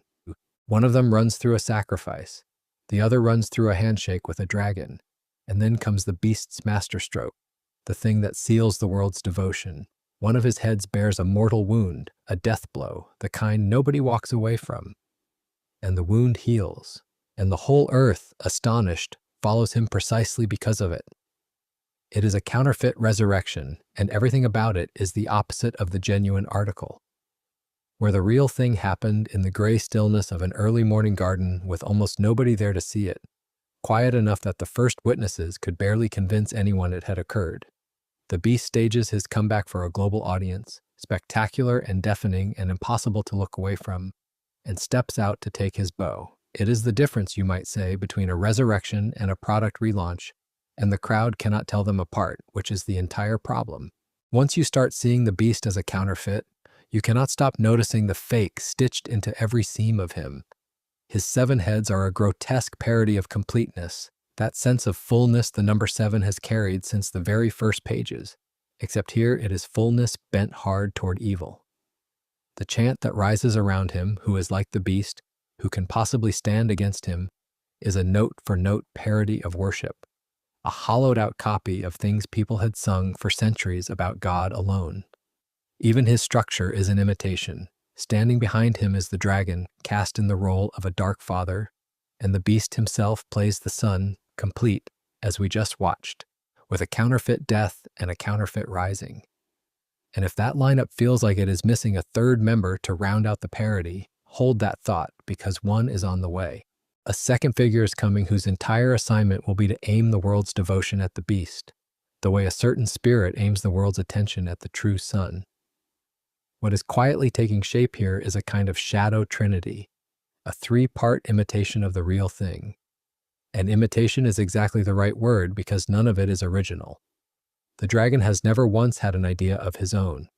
He can only copy, distort, and counterfeit, which is, when you stop to think about it, the single most pathetic thing about him. He is handed a mouth to speak great and blasphemous things, and authority to do as he pleases for 42 months. That same 3.5 years, now his allotted window to rage. He wages war on the faithful, and the book is unflinchingly honest that, for a season, it looks like he is winning, that the villain appears to be carrying the day. The world worships him, and through him the dragon behind him, chanting, "Who is like the beast? Who can possibly stand against him?" which is a deliberately twisted echo of words people once sang about God. And if you remember Daniel's leftover final 7, the one peeled off from the other 69 and set hanging, this is where it clicks into place. The beast makes a firm agreement, a treaty, with many for the length of 1/7. And halfway through, at the 3.5-year mark, he tears it up, shuts down the worship in the temple, and installs himself there as God. Suddenly, the two halves of that ancient 7 make perfect sense. The first half is a false peace under a signed deal, everyone relieved, everyone reassured. The second half is the mask coming off. It is worth being honest about how bleak that stretch is meant to feel, because the book refuses to soften it. For a defined season, the beast genuinely appears to be winning, the faithful genuinely appear to be losing, and there is no dramatic, last-minute cavalry charge galloping in to rescue them from that appearance. What the book asks of people in that moment is not victory and not a heroic counterattack, but something much quieter and much harder to do: endurance. Twice in this stretch, the text pauses to say, almost bluntly, that here is where the patient endurance and the faithfulness of God's people are called for. That is a strikingly unglamorous instruction. It is not rise up and overthrow him. It is hold on, keep faith, refuse to bow, and simply outlast him. And that fits the entire logic of the book, which has insisted from the throne room onward that real power looks like a lamb and not a conqueror. The way you defeat a counterfeit savior, it turns out, is not by beating him at his own game of force, which is the one game he is guaranteed to win. It is by refusing to play it at all, and quietly outlasting a lease you happen to know is already running out, which brings us to the single most useful takeaway in this entire section. The thing that will save you from a lot of wasted worry. You do not identify this figure by his nationality, or his passport, or his office, or a barcode, or by whichever world leader happens to give you the creeps this decade. You identify him by his method. He is a copy of Christ with every single value flipped in the mirror: pride where there was humility, self-exaltation where there was self-giving, force where there was forgiveness, a treaty shredded where there was a promise kept. That is the actual profile, and it is a profile of character, not of costume, which is genuinely freeing because it means you can finally put down the exhausting parlor game of pinning the label on this or that politician every few years, a game, let us be honest, that people have been losing with tremendous confidence for 2,000 years running. The warning was never be afraid of one specific man, it was learn to recognize one specific method. And the truly unsettling thing about the beast, the reason he works, is that he does not show up as a snarling monster with horns that anyone could spot from across a crowded room. He shows up as a savior, competent, magnetic, reassuring, and applauded by a grateful, exhausted planet that is only too happy to hand him the keys. That is precisely what makes him dangerous, and it is a far more sobering picture than any horned cartoon. It also helps to see how the guessing game has actually gone. The earliest audiences had a very specific emperor in mind, a genuinely monstrous ruler whose name, run through an old numbering trick, lands with a suggestive thud, and they were not being foolish. He fit the profile disturbingly well in his own century. But every generation since has produced its own confident identification, a rival ruler here, a hated institution there, each era certain it had cracked the code, and each in turn quietly retired from the list as the world stubbornly declined to end on cue. The people who spent their lives certain they had at last named the beast were usually, at their very best, describing one more of his masks, and mistaking that mask for the face underneath it. Of course, a charismatic frontman like this does not handle his own publicity. No one that polished runs their own campaign. He has a partner, a second figure whose entire job is to make the world adore the first one and to make the choice of allegiance unavoidable, right down to something you would carry on your own body. But that partner and the notorious mark that comes with him is exactly where we are heading next. The partner arrives, and he does not come up out of the sea like his master. He rises up out of the earth, quieter, more local, more homegrown, and at first glance far less alarming. He has 2 horns like a lamb. He looks, in other words, gentle, harmless, even a little holy, the very picture of something you would trust. And then he opens his mouth, and out comes the voice of the dragon. That single image tells you everything you need to know about him. The gap between the packaging and the product. A plush exterior wrapped around the same old serpent. He is the third figure we promised would show up to round out that grim parody of the divine, the one whose whole role is to aim the world's devotion at the beast. And with his arrival, the counterfeit is complete, because that is his entire job. Where the first beast rules by menace and raw power, this second one works by persuasion. And he is very, very good at it. He is, functionally, the beast's marketing department, his propaganda chief, his hype man, the one who runs the campaign and manages the image. And later in the book, he even gets a proper title for the work, the false prophet. He wields all the authority of the first beast and points every bit of it in one direction, making the whole earth worship his boss. Every tyrant in history has needed someone like this, someone to turn brute force into something the crowd will actually cheer for, and hear that someone gets promoted to a starring role. His methods are signs and wonders, the flashier the better. He performs great miracles, and the marquee act is calling fire down out of the sky in front of everyone, which, if you have been paying attention, is a direct counterfeit of one of the genuine signs we just watched the 2 witnesses perform. That is the whole strategy in a nutshell. Take the real thing and produce a convincing knockoff, because a lie dressed as a miracle is far more persuasive than a lie told plainly. Then he builds an image of the first beast, a great statue, and somehow gives it breath so that it can even speak. A talking idol, which was genuinely impressive stagecraft for the era, and frankly would still make most of us deeply uneasy today. And anyone who refuses to bow to this talking image is marked out for death, which is where the persuasion quietly drops its lamb costume and shows the dragon underneath. There is a genuinely important warning folded into those counterfeit miracles, and it is one the rest of the Bible keeps circling back to. A wonder all by itself proves nothing. Fire from the sky is impressive no matter who is calling it down. And that is exactly the danger, because we are wired to assume that spectacular power must mean divine approval. The book flatly refuses to let us think that way. Signs can be faked, or worse, they can be perfectly real and still be pointing you in precisely the wrong direction. So the test the book hands you is never how amazing was it. The test is always where is it aiming your worship. The false prophet's fire herds the crowd toward the beast. The genuine signs steer people toward the Creator. Same fireworks, opposite destinations. It is a strikingly modern kind of discernment, actually, in an age where a big enough spectacle, a large enough crowd, or a confident enough performer is still routinely mistaken for proof of truth. The lesson is old and stubborn. Do not follow the wonder. Follow the direction the wonder is pointing and check every single time whose name sits at the end of it. But the real masterstroke, the thing this chapter is famous for, is the mark. The false prophet compels everyone, and the book is careful to spell out that it means everyone, the powerful and the powerless, the rich and the poor, the free and the enslaved, to receive a mark on their right hand or on their forehead. And here is the mechanism that makes it bite. Without that mark, you cannot buy and you cannot sell. Nothing. You are locked out of the entire economy, unable to purchase food or sell your labor, which is the ancient equivalent of having every account you own frozen at once, except the account in question is your basic ability to eat.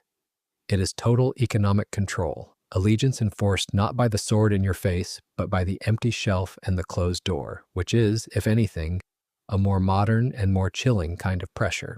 To feel the full weight of that lockout, it helps to know that the first readers were not hearing pure fantasy. They were hearing an intensified version of a squeeze they already lived under. In their world, commerce and worship were tangled together in ways we would find genuinely strange. The trade guilds held their feasts in honor of pagan gods, markets and public life were threaded through with small, obligatory acts of devotion to the emperor, and declining to take part was not treated as a private eccentricity you could quietly get away with. It could cost you your guild membership, your customers, your standing, your ability to earn. A believer who would not offer even a pinch of incense to the imperial image already risked being frozen out of ordinary economic life. So when the book describes a coming day when you cannot buy or sell without publicly pledging yourself to the beast, its first audience did not need it explained to them. They were already feeling the early tremors of exactly that pressure in their own marketplaces. The vision simply takes a screw they knew intimately and turns it all the way down, which is part of why fixating on some future gadget misses the point so badly. The mechanism the book is really describing, loyalty enforced through your ability to make a living, is ancient, it recurs, and versions of it have surfaced in every era where standing on the wrong side quietly closed every door. The technology changes, the screw does not. Now, an enormous amount of energy has been spent over the centuries obsessing over what the mark physically is. And to understand why that misses the point, you have to look at where it goes because the two locations are doing heavy symbolic lifting. In the language of the Bible, the forehead is never just a forehead. It stands for the mind, the will, your inner allegiance, the seat of what you actually believe. The ancient high priest wore a plate of gold across his forehead engraved with the words belonging to the Lord, a visible declaration of whose he was. Faithful people were told to bind the words of God on their foreheads, between their eyes, as a sign of where their loyalty lived. And the right hand, all through the same tradition, is the hand of the oath, the pledge, the blessing, the hand of strength and of action, the hand you raise to swear and the hand you use to do. So a mark on the forehead and the right hand is not fundamentally about technology. It is a public pledge of allegiance, a way of declaring, out loud and permanently, that my mind belongs to him and my deeds belong to him. The mark is a loyalty oath you wear on your body. Whatever form it takes, the substance of it is worship. And that becomes crystal clear the moment you notice that the beast's mark is a counterfeit of something we have already seen. Remember the seal of God stamped on the foreheads of his people during those earlier pauses, the protective mark that let the horrors pass certain people by. That seal is the true original, and the book identifies it as nothing less than God's own spirit, the mark of ownership placed on those who belong to him. It works exactly like the blood once smeared on the doorposts on the night of the great deliverance, a sign that said, "This household is spoken for, pass over it." So the whole drama of this chapter comes down to two marks, two seals, two names, two owners. One is worn on the forehead of those who belong to the Lamb, and the other is worn on the forehead of those who belong to the beast. And the quietly terrifying thing the book insists on is that there is no third option, no unmarked middle ground where you belong to no one and simply keep your head down. Everyone in the end is wearing somebody's name. It is worth pausing on the long, faintly embarrassing history of people trying to pin the mark on whatever new invention happened to spook them. The mark has, at various confident moments, been identified as the printing press, as government identification numbers, as credit cards, as barcodes, as microchips, as scannable codes on a screen, as more or less every fresh piece of technology since the concept of a number was invented. Each identification felt urgent and obvious to the people making it, and each one aged about as well as you would expect, which is to say, not at all. This is the very same mistake as trying to name the beast by his passport rather than his method, just relocated to gadgets, and it fails for the very same reason. Fixating on the hardware misses that the mark was never really about the hardware. It was always about the allegiance the hardware might express, and allegiance is a matter of the heart, not the wallet.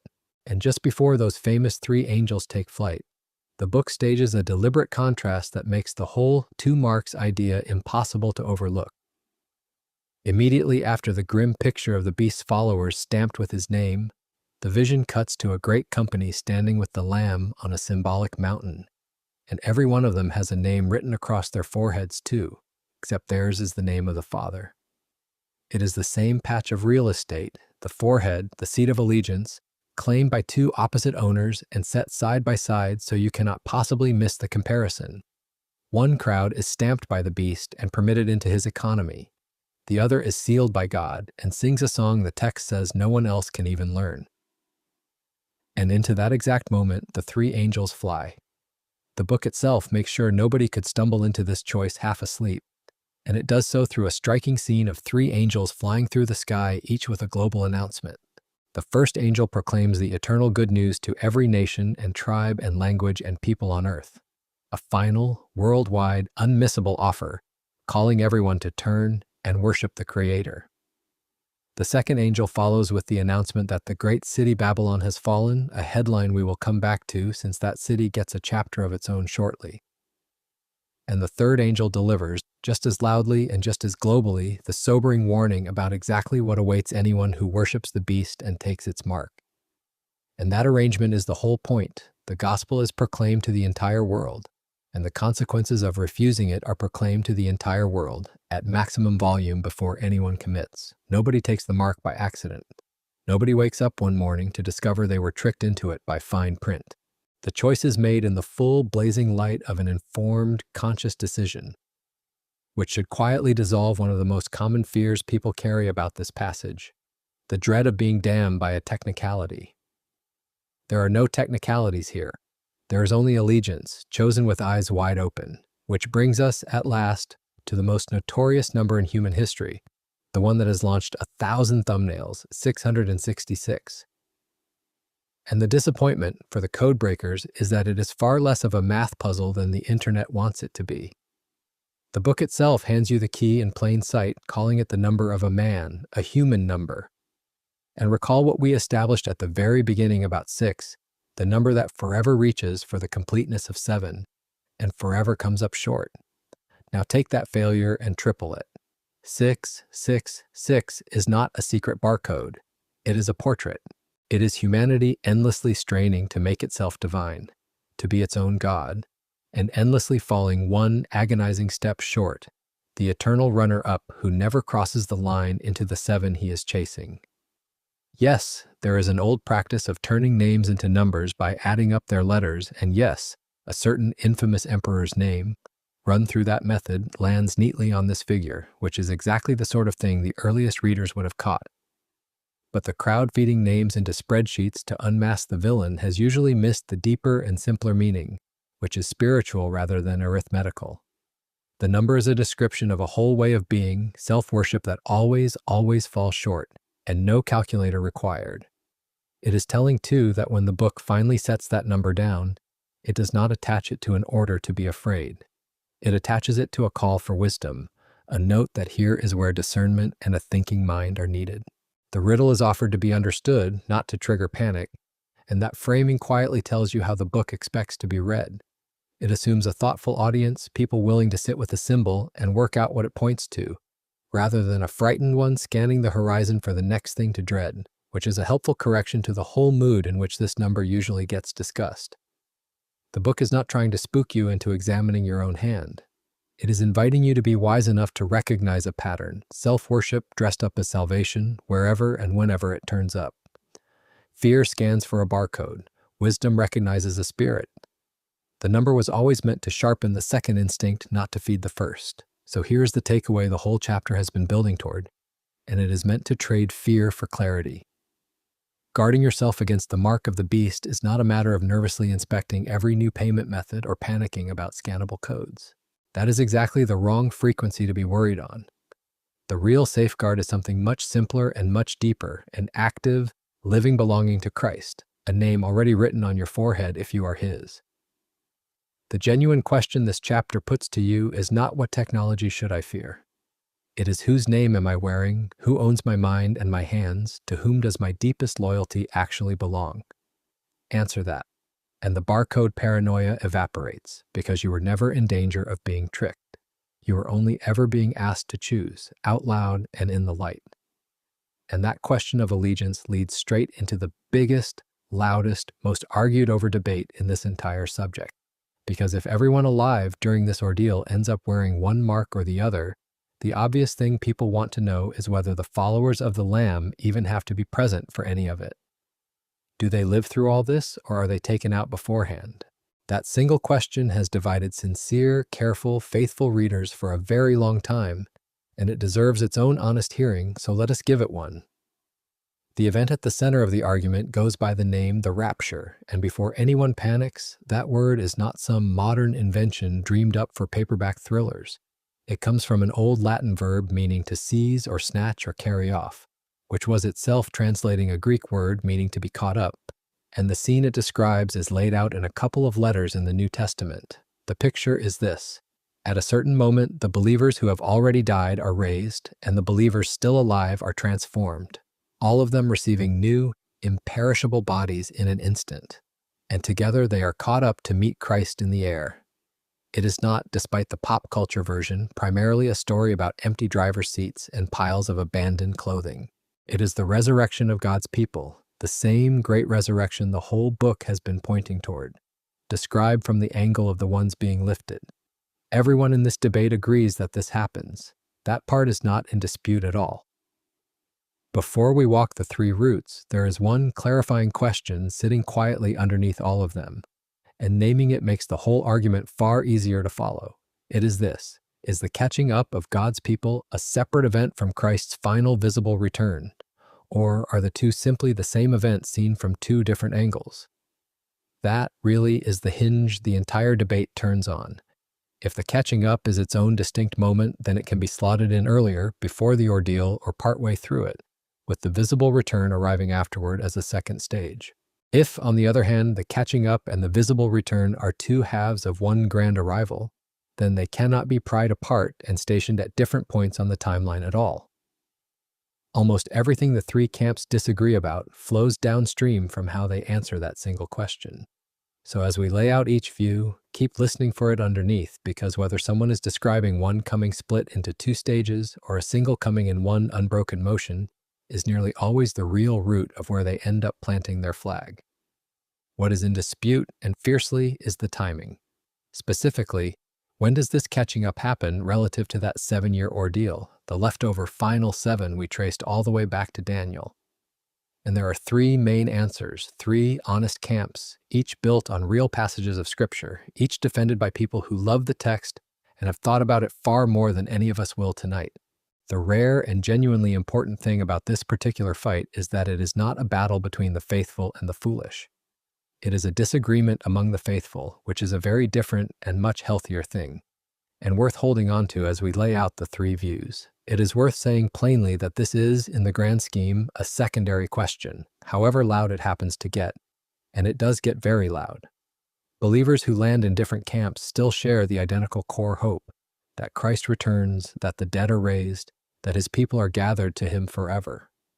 The argument is entirely about the sequence of that gathering, not about whether it happens, which is exactly why a person can hold any of these three positions and still be reading the same book toward the same ending. A little historical perspective helps here too, because the sheer intensity of this particular debate is frankly a fairly modern development. For most of the church's long history, believers did not spend much energy diagramming the precise minute of their exit, largely because they simply assumed they would have to endure hardship and be raised at the end, the way the generations before them had. The elaborate charts and the fierce camp loyalties are a more recent arrival, sharpened over the last couple of centuries into the versions people now defend so hotly. None of which settles who is right, but it is a useful reminder that faithful people got along perfectly well for a very long time without a fixed answer to this, and that you are allowed to sit with the question rather than feeling you must urgently pick a side before the credits roll. The first camp is the pre-tribulation view, and it says the church is taken before the 7-year ordeal even begins, lifted out of the way before the worst of it falls. Its supporters point to that promise made long ago to one of the 7 churches, the little faithful one that was told it would be kept from the hour of trial coming upon the whole world, which sure sounds like being spared the ordeal rather than dragged through it. They point to the old pattern of the righteous being pulled to safety before judgment lands, the family led out of the doomed city before fire fell on it, the one household sealed in the boat before the flood, a God who seems to make a habit of getting his people clear before the storm breaks. And they note that once the ordeal actually starts unfolding on earth in the book, the church as such is oddly absent from the scene. It is a genuinely comforting reading, and its main vulnerability, which its critics press hard, is that no single verse comes right out and describes a separate coming that scoops up the church years before the visible return. Fans of the view answer that the pattern is woven through the whole of Scripture, even if it is never stamped in one tidy sentence. It is also, in fairness, the most recently systematized of the three, having been sharpened into its familiar modern form only a couple of centuries ago, though its defenders argue the seeds run much deeper than that. Running underneath this view in particular is a theme worth pulling out on its own, the idea of imminence, that Christ could return at literally any moment with no warning bell rung in advance. This camp leans hard on the many places where believers are urged to stay awake and ready because the Master comes like a thief in the night, at an hour no one expects, and it reasons that if a whole sequence of unmistakable ordeal signs had to unfold first, then the coming would hardly be a surprise at all. You could very nearly circle it on a calendar. A rescue that happens before the 7 years preserves that any moment, keep your bags packed quality that this camp treasures. The other two views read the same watchfulness passages rather differently, taking them as a call to a general, lifelong readiness rather than proof that nothing can precede the return, and pointing out that Christ himself sketched out a whole list of signs to watch for, which would be an odd thing to bother doing if there were meant to be none. It is a genuinely interesting tension because both instincts are unmistakably present in the text, the call to expect him at any time, and the description of things that must happen first, and where a person places the catching up depends a great deal on which of those two they allow to set the tempo. The second camp is the mid-tribulation view, which plants the catching up right in the middle of the 7 years, at the sound of what it identifies as the last trumpet. And you may recall we flagged this one already because that seventh and final trumpet blast happens to coincide almost exactly with the moment the two witnesses were raised and lifted into the sky. This camp connects that seventh trumpet to a line elsewhere in the New Testament that ties the resurrection of believers to a last trumpet, and it points to Daniel's own way of splitting the ordeal into a time, times, and half a time, a clean midpoint hinge. So its supporters see a pattern clicking together, a last trumpet, a resurrection, a catching up, all landing at the halfway mark, right where the beast tears up his treaty and the true horror begins. Its main difficulty is that it leans on equating the trumpet of Revelation with the trumpet in that other letter, a link not everyone is convinced holds, since the seventh trumpet in the vision is not obviously about the church at all. There is also a close cousin of this view, sometimes called the pre-wrath position, which nudges the catching up a bit later than the exact midpoint, but still before the final outpouring of wrath, on the reasoning that God's people endure persecution but are spared his direct anger. The third camp is the post-tribulation view, and it is the most straightforward and, in a sense, the most demanding. It says the church goes through the entire ordeal, start to finish, and meets Christ at his single, visible, world-shaking return at the very end.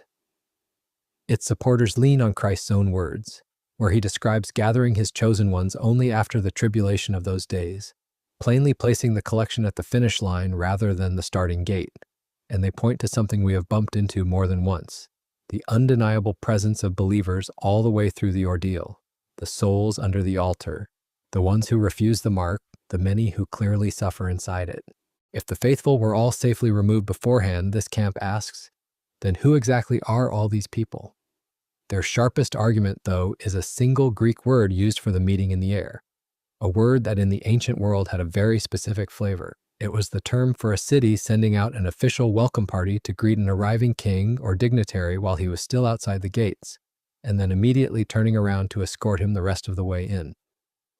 You did not wait at home for the important guest to knock. You marched out to meet him and brought him back with you, which was considerably more effort than most of us put into greeting visitors these days.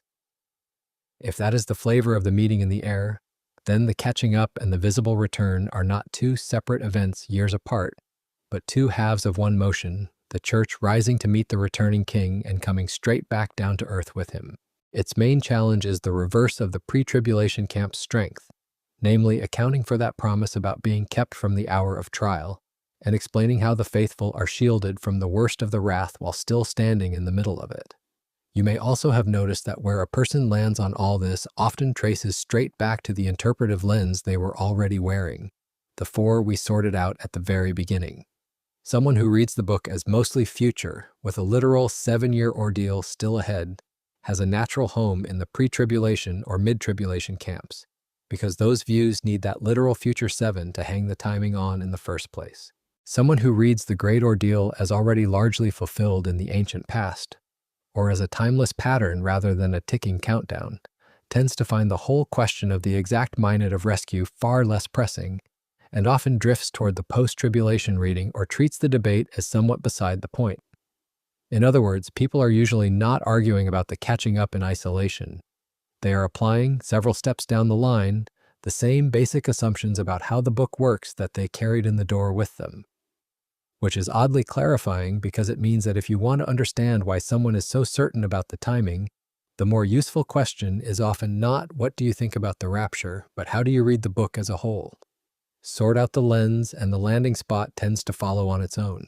And there, deliberately, is where we leave it, because the honest truth is that all three of these views are held right now by sincere, intelligent, deeply committed believers, each with a fistful of real scripture, and the disagreement between them is exactly the kind we named at the very start, a dispute about the when and the how, never about the whether. Three thoughtful readers can stand in front of the same map and point confidently at three different exits, and none of them is being careless. So we are not going to hand you a verdict tonight, because handing you a verdict would be pretending this is simpler and more settled than it honestly is. What we can hand you is the map itself, the three routes clearly drawn, the strongest argument and the main weak spot of each, so you can walk it and weigh it for yourself. And there is a real relief in that, in discovering that you do not have to belong to the one correct camp to be a faithful reader, because on this particular question there simply is no single camp that has quietly won. There is only the shared destination and an honest, centuries-old argument about the road. For all the heat, there is one thing every camp agrees the passage is actually for, and it is not fuel for the argument. It is a call to be ready now. Whatever the timing turns out to be, the instruction that hangs on it is identical across all three views. Live awake, live faithful, live as people who genuinely expect to see him, whether that is before the ordeal, in the middle of it, or at the far end of it. And each camp has its own caricature to steer clear of. The danger lurking near one end is a kind of smug complacency, the quiet assumption that the faithful will be whisked away before anything gets uncomfortable, which can curdle into never preparing to endure anything at all.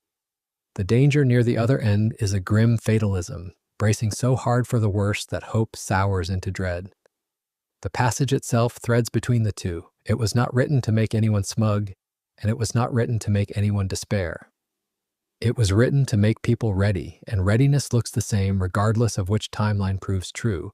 Faithfulness today, courage if hardship comes, and eyes lifted toward a return that is certain even when its schedule is not. And it is worth remembering, underneath all the diagrams and the camp flags, what this passage was originally written to do, because it was not written to launch a debate. The letter that gives us the clearest picture of the catching up was written to comfort people who were grieving, believers frightened that friends and family who had already died would somehow miss out on the great reunion when Christ returned. The whole reason for describing the dead being raised first and the living caught up to join them was to say, gently but firmly, no one is left out, you will be together, and you will be with him. That is the beating heart of the thing. Strip away the timelines and the fierce arguing over sequence, and what is left is a promise about reunion and resurrection meant to steady people standing at a graveside. There is a strange and slightly sad irony in the fact that a passage written to dry tears has become one of the most quarreled over in the entire subject. But the comfort underneath the quarrel is still there, unchanged, and it is the part that has actually carried people through, long after the arguments about timing wore everyone out. Whichever road turns out to be right, the book itself is about to pull the camera back and change the scale of the whole story. Up to now, the great villain has been a person, the beast, with his lamb-voiced publicist at his side. But behind any such figure there is always a system, a whole civilization that produced him and props him up, and the vision now turns to face it directly. It has a name, an old and glittering and doomed one, and the book calls her Babylon. One of the angels who had been pouring out the final judgments comes over to John with an invitation. "Come," he says, "and I will show you the judgment of the great prostitute who sits on many waters." And what John is shown is a figure of appalling glamour, a woman draped in royal purple and vivid scarlet, dripping with gold and precious stones and pearls, riding on a scarlet beast. And if that beast looks familiar, with its 7 heads and 10 horns and its coating of blasphemous names, it should, because it is the very same beast we have already spent a chapter getting to know. In her hand she holds up a golden cup, gleaming and expensive on the outside, and brimming with filth on the inside, which is more or less her entire character summarized in a single prop. And across her forehead is written a name, presented as a mystery, Babylon the Great. She is, the text says, drunk, and what she is drunk on is the blood of those who kept faith. A dazzling exterior wrapped around something genuinely monstrous. The choice of that jarring central image, a prostitute, is not there merely to shock, and it helps enormously to know where it comes from. The older prophets had long used the language of unfaithfulness, of a marriage betrayed, to describe a people or a city that had abandoned its true allegiance and sold itself to whatever powerful patron paid best. To call a city a prostitute in that tradition was not primarily a comment about anyone's private morals. It was a charge of spiritual betrayal, of taking devotion that belonged in one place and auctioning it off to the highest bidder, loyalty available for hire. And that is precisely the accusation being leveled at Babylon here. She is the civilization that will sell anything and pledge herself to anyone, provided the price is right and the arrangement stays profitable. Her sin is not that she is powerful. Plenty of things in the book are powerful. Her sin is that she has made a business of betrayal, monetized every loyalty, and then dressed the whole enterprise up in enough purple and gold that the world lines up to be seduced by it. Understood that way, the image stops being lurid and becomes precise. Babylon is what happens when an entire society quietly decides that everything, including its deepest allegiances, is ultimately for sale. The gold and the jewels are not incidental decoration. They are the point. They are the payment, the glittering evidence of a culture that has learned to put a price on things that were never meant to carry one, and to feel rather pleased with itself about the exchange rate. Now, the first thing to clear up is that this is not literally the ancient city of Babylon. By John's day, that old city had been a picturesque ruin for centuries, a place you might visit to see what a former superpower looks like some ages after the party ended. Babylon here is a symbol, and a very old, very loaded one.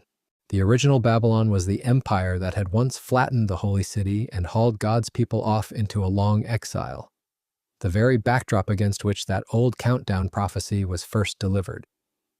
So over the centuries, the name had hardened into shorthand for something bigger than one city, for any proud, glittering, God-defying world power that crushes the faithful and builds its fortune on other people's backs. Babylon in the book's vocabulary is not a dot on a map. It is a religious and economic system, an entire civilization organized around itself, the exact opposite and rival of everything the holy city was meant to be. And the first readers would have known precisely which contemporary power the code was pointing at, because the angel all but hands them the answer. The 7 heads, he explains, are 7 hills on which the woman sits, and there was exactly one famous city in their world that everyone everywhere knew as the city on 7 hills, the dominant empire of the age, whose capital ruled their lives and demanded a pinch of their worship. To that first audience, Babylon was a barely disguised portrait of imperial Rome itself, the seat of the power that governed their world. But here is why the symbol has outlived Rome by 2,000 years and counting. The book deliberately reaches for the old code name instead of the current one, because Babylon was never meant to be a single city you could point to and cross off the list once it fell. It is a recurring type, a pattern that regrows in every age, wearing whatever the current fashions happen to be. Every era, sooner or later, builds its own. There's a small phrase in her introduction that is easy to skip and worth catching, that she sits on many waters. The angel, ever helpful, explains it a little later, and the explanation matters. The many waters, he says, are peoples and multitudes and nations and languages. In other words, Babylon is not perched on a single riverbank. She sits astride the whole populated world, drawing on all of it, her influence lapping at every shore.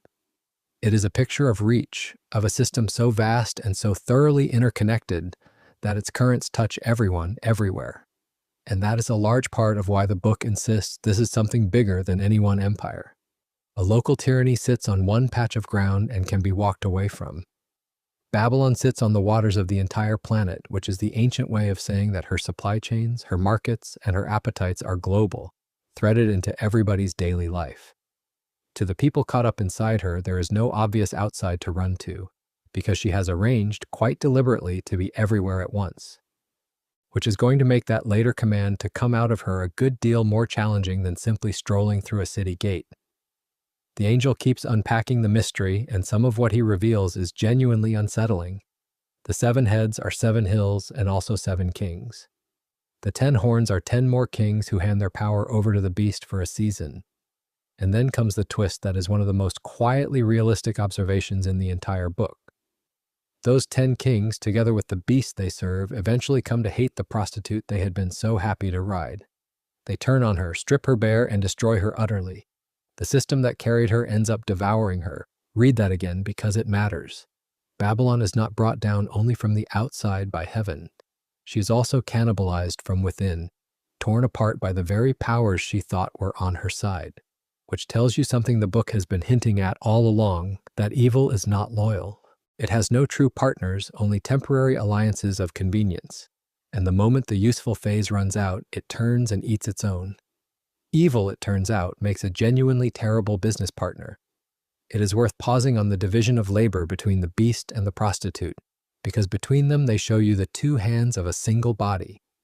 The beast, as we have already seen, rules by force, by menace, by the threat hanging over anyone who refuses to fall in line.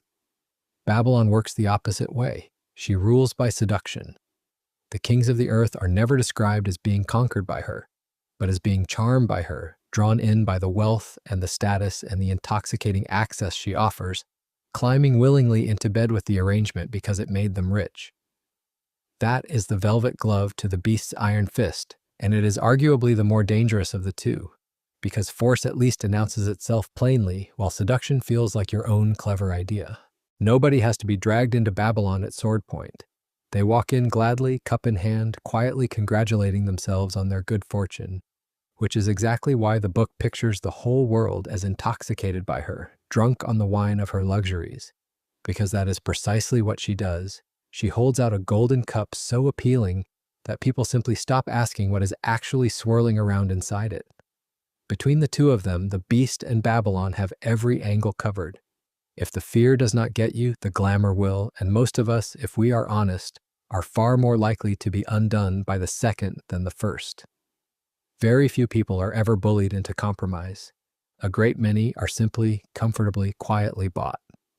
And then, in the following stretch of the vision, comes the fall itself, and the striking thing about it is the speed. A mighty angel descends, so radiant that the whole earth lights up and cries out that Babylon the Great has fallen, fallen. And this is not a slow decline managed gracefully over generations, the way great powers usually imagine they will fade, with dignity, into a comfortable retirement. It is a collapse, and the text hammers on how fast it is, over and over in a single hour. 1 hour. The empire that had seemed permanent, too enormous and too rich to ever actually fail, discovers unfortunately that it was neither of those things. There is an old and stubborn assumption that anything big enough simply cannot fall, and Babylon is the book's blunt correction to it. And that cry itself, fallen, fallen, is Babylon the Great, is not a fresh line invented for the occasion. It is a deliberate echo. Centuries earlier, the old prophets had pronounced almost exactly those words over the original Babylon, the literal empire, foretelling the collapse of the superpower that had once dragged God's people into exile. So when the same doubled cry rings out again here, over this new, symbolic Babylon, the book is layering one fall on top of another, telling you that whatever happened to the ancient tyrant is the template for what happens to every version of it that has followed. The pattern is old and it is reliable. The proud, exploitative, God-defying system rises, dazzles, seems untouchable, and then, in the book's blunt arithmetic, falls and falls hard. Saying the word twice is not stammering. It is the sound of a verdict being made final, the way a gavel comes down once for the sentence and once again to seal it. And there is a strange comfort tucked inside that repetition for anyone who has ever felt small and powerless in the shadow of a system that looked eternal. The book has watched this particular movie before, it seems to say, and it already knows exactly how it ends.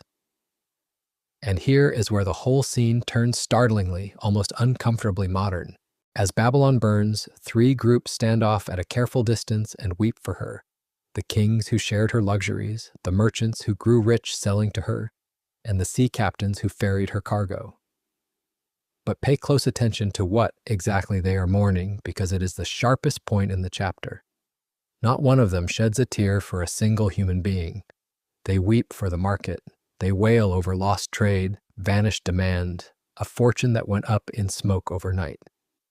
The merchants in particular recite their inventory like a grieving accountant reading out a spreadsheet at a funeral. Gold and silver, jewels and pearls, fine linen and purple and silk and scarlet, fragrant woods and ivory and bronze and iron and marble, cinnamon and spice and incense and perfume, wine and oil and the finest flour and wheat, cattle and sheep, horses and chariots. It is the most decadent shopping list ever committed to writing. And then the list ends on a phrase that stops it being amusing at all: the bodies and the souls of human beings. Right there at the very bottom of the manifest, filed in between the livestock and the luxury goods, are people. Men and women, bought and sold as simply one more line item. That final entry is the entire indictment compressed into a single phrase. This was a civilization that had learned to turn absolutely everything into merchandise, right down to human lives, and its mourners, true to form to the very end, are broken up only about the revenue. It is a devastating sort of X-ray of any system that measures the worth of a thing purely by its price tag. And notice, too, that all the weeping happens from a safe distance. Nobody rushes in to stand beside her. That distance tells you the precise quality of their love, because they were never devoted to Babylon at all, only to Babylon's money, and they have no intention whatsoever of getting scorched standing next to her now that the invoices have finally stopped clearing. It is the loyalty of people who adored your wallet, which is to say, no loyalty at all. It is genuinely striking when you step back just how much room the book devotes to all this. The lament over a fallen economy runs on and on, one of the longest single passages in the whole vision, considerably longer than the description of the battle that supposedly ends the world. And that lopsidedness is itself a message. The book seems convinced that economic idolatry, the quiet elevation of profit and comfort into the thing you actually organize your life around, is every bit as spiritually dangerous as the loud, obvious beast worship it spends so much energy warning against, and quite possibly more so precisely because it is so much easier to miss. Nobody really thinks of themselves as bowing to a system. You just make sensible choices, take the better paying option, keep your head down, protect your interests, and one small reasonable compromise at a time, you discover that your deepest loyalty has quietly migrated to your bank balance without you ever once deciding to worship it. That is the actual trap Babylon sets, and it requires no mark on your hand and no statue to bow before. It only needs you to slowly agree that everything has a price, and that the price is the part that matters, which is why the book lingers so long over the merchants and their manifest. It wants you to sit inside that endless recitation of goods until the absurdity of it finally dawns, an entire civilization weeping not for its dead but for its inventory, and then to ask yourself quietly whether your own list of what you would truly grieve to lose looks all that different. It is not a comfortable question, which is more or less the point. Babylon rarely announces herself. She just gradually becomes the water you forgot you were even swimming in. Meanwhile, and the contrast is deliberate and jarring, heaven does the exact opposite. As the earth sobs over its lost prophets, heaven breaks into celebration, and not because suffering is enjoyable, but because a long, monstrous injustice has finally been answered, because all that spilled blood has at last been accounted for. And earlier, before the collapse, a voice from heaven had given God's people one clear instruction regarding this city: "Come out of her, my people, so that you do not share in her sins and do not catch her plagues." And it is worth noticing that this is not necessarily a command to physically pack a bag and flee for the hills. It is a call to disentangle, to stop drinking from the golden cup, to refuse to build your life on the system's values, even while your feet are still walking its streets. You can live inside Babylon's world without letting Babylon own your heart. But the book is honest that it takes deliberate, ongoing distance, the kind you have to choose again and again, because a city like that does not ask permission before it starts quietly rearranging what you love. And that call, "Come out of her," is itself an echo of something the book's first audience would have recognized instantly, because getting the faithful clear of a doomed place just before judgment lands is one of the oldest patterns in the entire tradition.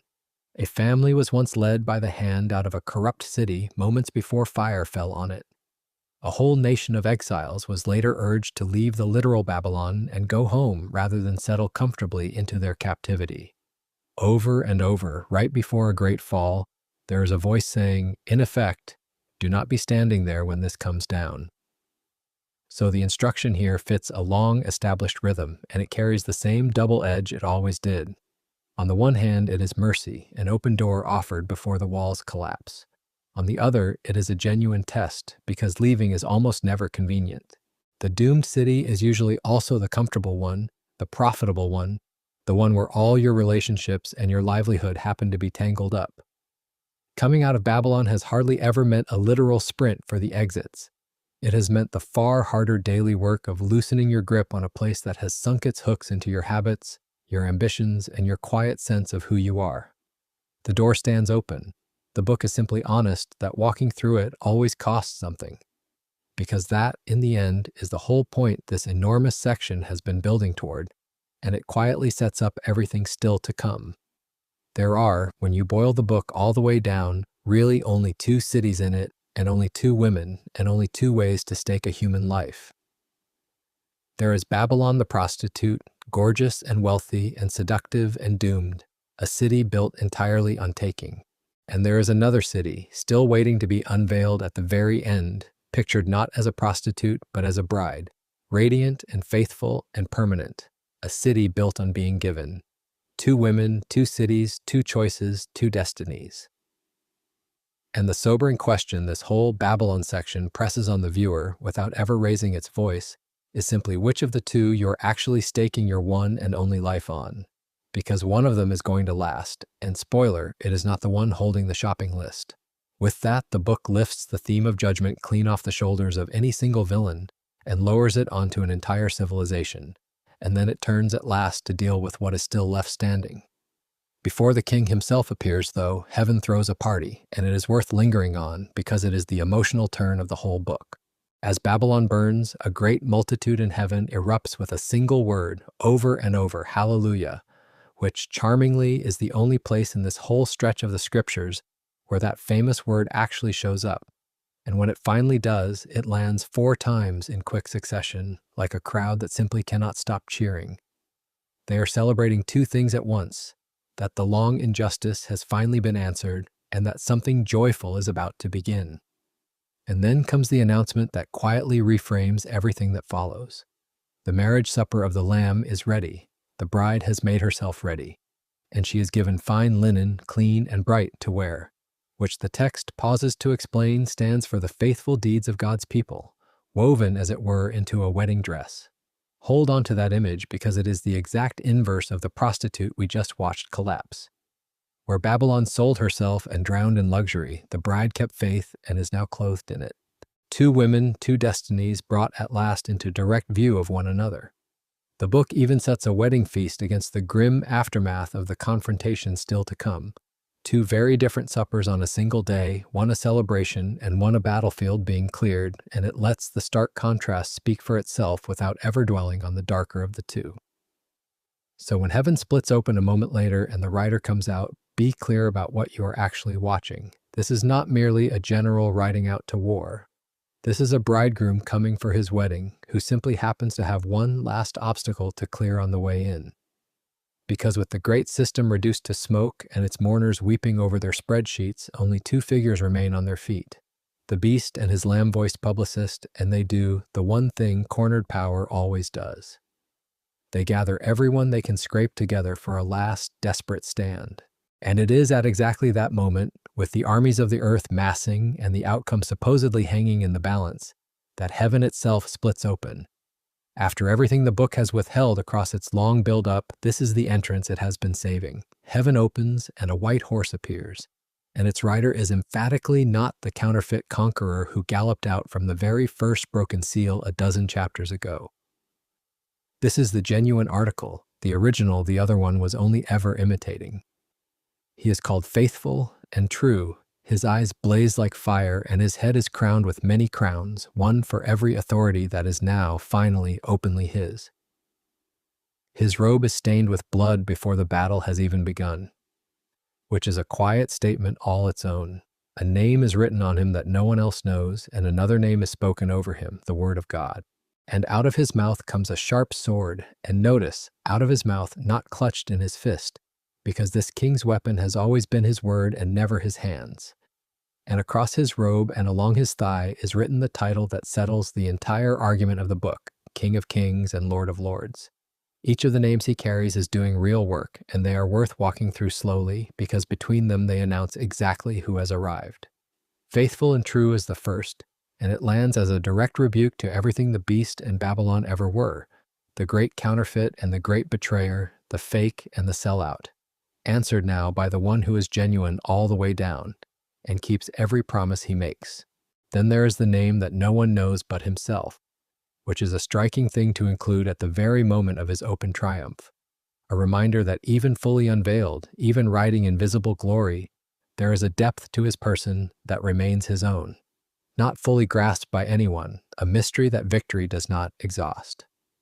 There is the Word of God tying this rider all the way back to the beginning of everything, to the one through whom, the tradition says, the world was first spoken into being, now speaking once more to set it right. And finally, the title stamped where every eye can read it, King of Kings and Lord of Lords, which is less a boast than a plain notice of new management. Every other crown in the book, every head and horn and throne we have met, has just been quietly and permanently demoted. And then there is that curious detail of the robe, already stained with blood before a single blow has been struck. Readers have long debated whose blood it actually is, and the disagreement is itself revealing. Some take it as the blood of his enemies, splashed on in anticipation of a victory he has not yet visibly won. Others, and this reading carries a quiet power, take it as his own, the blood of that far earlier sacrifice, so that he rides into his final triumph still wearing the marks of the cross that actually secured it. Either way, the king arrives already marked by blood, which is the book's way of insisting that this ending is not disconnected from that beginning. The one who conquers here is the very same one who was slain there, and he has not bothered to change out of the evidence. Behind him ride the armies of heaven, and there is a detail here almost everyone rushes straight past. They are mounted on white horses, and they are dressed in fine linen, clean and bright and white. Dressed, in other words, for a wedding, not for a war. The text mentions no weapons in their hands at all. They are, if you think about it, the best dressed army in the whole of history, and also the one that does the very least fighting, for the simple and rather wonderful reason that there is nothing for them to do. The king brought the only weapon the occasion requires, and it is the one coming out of his mouth. His soldiers are essentially an honor guard in wedding clothes, along to witness rather than to swing. The place where all this comes to a head has a famous and much abused name, Armageddon, and it is worth scraping the Hollywood varnish off it because it is far less exotic than the movies suggest. Armageddon is simply Har Megiddo, the hill or mount of Megiddo, a genuine location in the north of Israel overlooking a broad valley that has served as a strategic crossroads and a battlefield for as far back as anyone bothered to keep records. So many armies collided there across the centuries over that one vital stretch of ground, that its very name drifted into shorthand for the ultimate confrontation, the battle at the end of everything. It is, you might say, the most fought-over piece of real estate in the ancient world, which is precisely why the book chose it as the gathering point. The kings of the earth and their massed forces assemble there for what absolutely everyone expects to be the fight to end all fights. And then comes the single greatest anticlimax in the whole book, and I mean that as the highest compliment.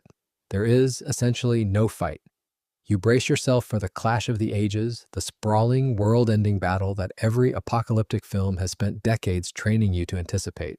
And instead, the king undoes the entire assembled might of the earth with a word. The sword from his mouth, the breath of his lips, and it is simply finished. No drawn-out struggle, no uncertain momentum, no dramatic turning of the tide at the last second. He speaks, and it is over. The beast and the false prophet are seized and thrown alive into a lake of fire, becoming the first two occupants of a place we will hear a great deal more about very soon, and the vast forces they had gathered come to nothing. The confrontation the whole world had been dreading turns out to be the shortest battle in all of literature, and the reason is that it was never actually a contest in the first place. It was a coronation with a brief formality attached, and the formality took one sentence. This is also the moment to tie all of it back to the promise that first set Christian hope ticking. When Christ departed the world, the old account tells us, two figures in white assured the watching disciples that he would return in precisely the same manner they had just seen him leave, visibly in the clouds, in person, for every eye to see. This scene is that promise finally arriving. And it comes, the book suggests, in more than one movement rather than a single instant. There is his appearing to the entire world at once, unmissable, and to describe the reaction the text reaches back and borrows an older prophecy, that people will look on the one they pierced and that the nations will mourn, a worldwide recognition that is equal parts awe and grief as humanity at last sees plainly who he really was. There is the raising and transforming of his people, that great catching up we devoted a whole chapter to and will not reopen here. And there is judgment, the long-delayed setting right of every unbalanced account. It is worth deliberately setting this return beside the first arrival because the contrast is the whole point, and the book means for you to feel it. The first time he came quietly into a backwater, born in about the least impressive circumstances imaginable, noticed by a handful of shepherds and a few travelers from far away and almost no one else at all. He came humble, hidden, easy to overlook, and in fact widely overlooked. This second arrival is the mirror image of that in every respect. Where the first was concealed, this one is unmissable, seen, the text insists, by every eye at once, with no quiet corner of the earth left out of the broadcast. Where the first was gentle, this one comes in open majesty. Where the first invited people softly, one at a time, to come and see for themselves, this one simply appears, and the whole world, ready or not, sees. And the reaction the book describes is pointedly not uniform celebration. Borrowing that older prophecy again, it says, the nations will mourn as they look on him. A grief of recognition, the ache of a world realizing all at once exactly who it had been dealing with the whole time and what it had done about it. It is the difference between a knock at the door that you can choose whether to answer and the sun coming up, which arrives for everyone whether or not they particularly wanted the morning. The first coming asked a question and waited. The second one delivers the answer out loud to the entire planet all at the same moment. But strip the chapter all the way down to the one idea it most wants you to carry out the door, and it is this. The end of the story is not the triumph of evil. It is not even, when you look closely, a close-run thing. It is the arrival of a king who had already won, stepping out from behind the curtain to make visible a victory that was, in truth, sealed long before, back in the gray quiet of a garden at dawn with almost no one there to see it. Everything since has merely been the slow working out of an outcome that was never once in genuine doubt, which is exactly why, for all its fire and its beasts and its blaring trumpets, this book was never written to leave its readers frightened. It was written to leave them steady. The villain is loud and he is given a long stretch of the runtime, but the king has the last word, and the last word, it turns out, is remarkably short. And here, finally, two images the book has kept carefully apart from each other snap together into one. Cast your mind all the way back to the throne room, where an elder announced a lion, the lion of the tribe of Judah. And John turned to look and instead saw a lamb, wounded, standing. For the entire book since that moment, the ruling image has been that lamb, the one who conquers by being slain rather than by slaying. But now, at last, the lion the elder actually promised makes his entrance, riding out in unmistakable royal power. And the quiet genius of the book is that the lion and the lamb turn out to be one and the same person. The king on the white horse is not some different, tougher character who finally showed up to do what the gentle lamb could not manage. He is the lamb, revealed now as the lion he always was underneath, the sacrifice and the sovereign in a single body. That is the real reason this is the emotional peak of the whole story. And it is not because the good guys finally win a fight. It is because the one who won the world the hard, costly, self-giving way is at last seen for precisely who he is, with nothing hidden and nothing left to prove. The meekness and the majesty were never two separate things that had to trade places. They were always the same person, simply waiting for the right moment to be seen whole. And yet the story is not quite done, because there is one piece of unfinished business left on the board. The two frontmen have been removed, the glittering system that produced them has burned, but the mind behind all of it, the ancient dragon himself, is still very much at large. What happens to him next opens onto the strangest, most stubbornly argued over 1,000 years in the entire book, a stretch where even the most patient readers reach for their maps and discover once again that they have each drawn a slightly different one. An angel comes down out of heaven holding two things, a key to the abyss and a great chain. And if that combination does not tell you exactly what is about to happen, the book spells it out anyway. He seizes the dragon, the ancient serpent who is the devil, the same enemy who lent his power to the beast and stood behind the whole long nightmare.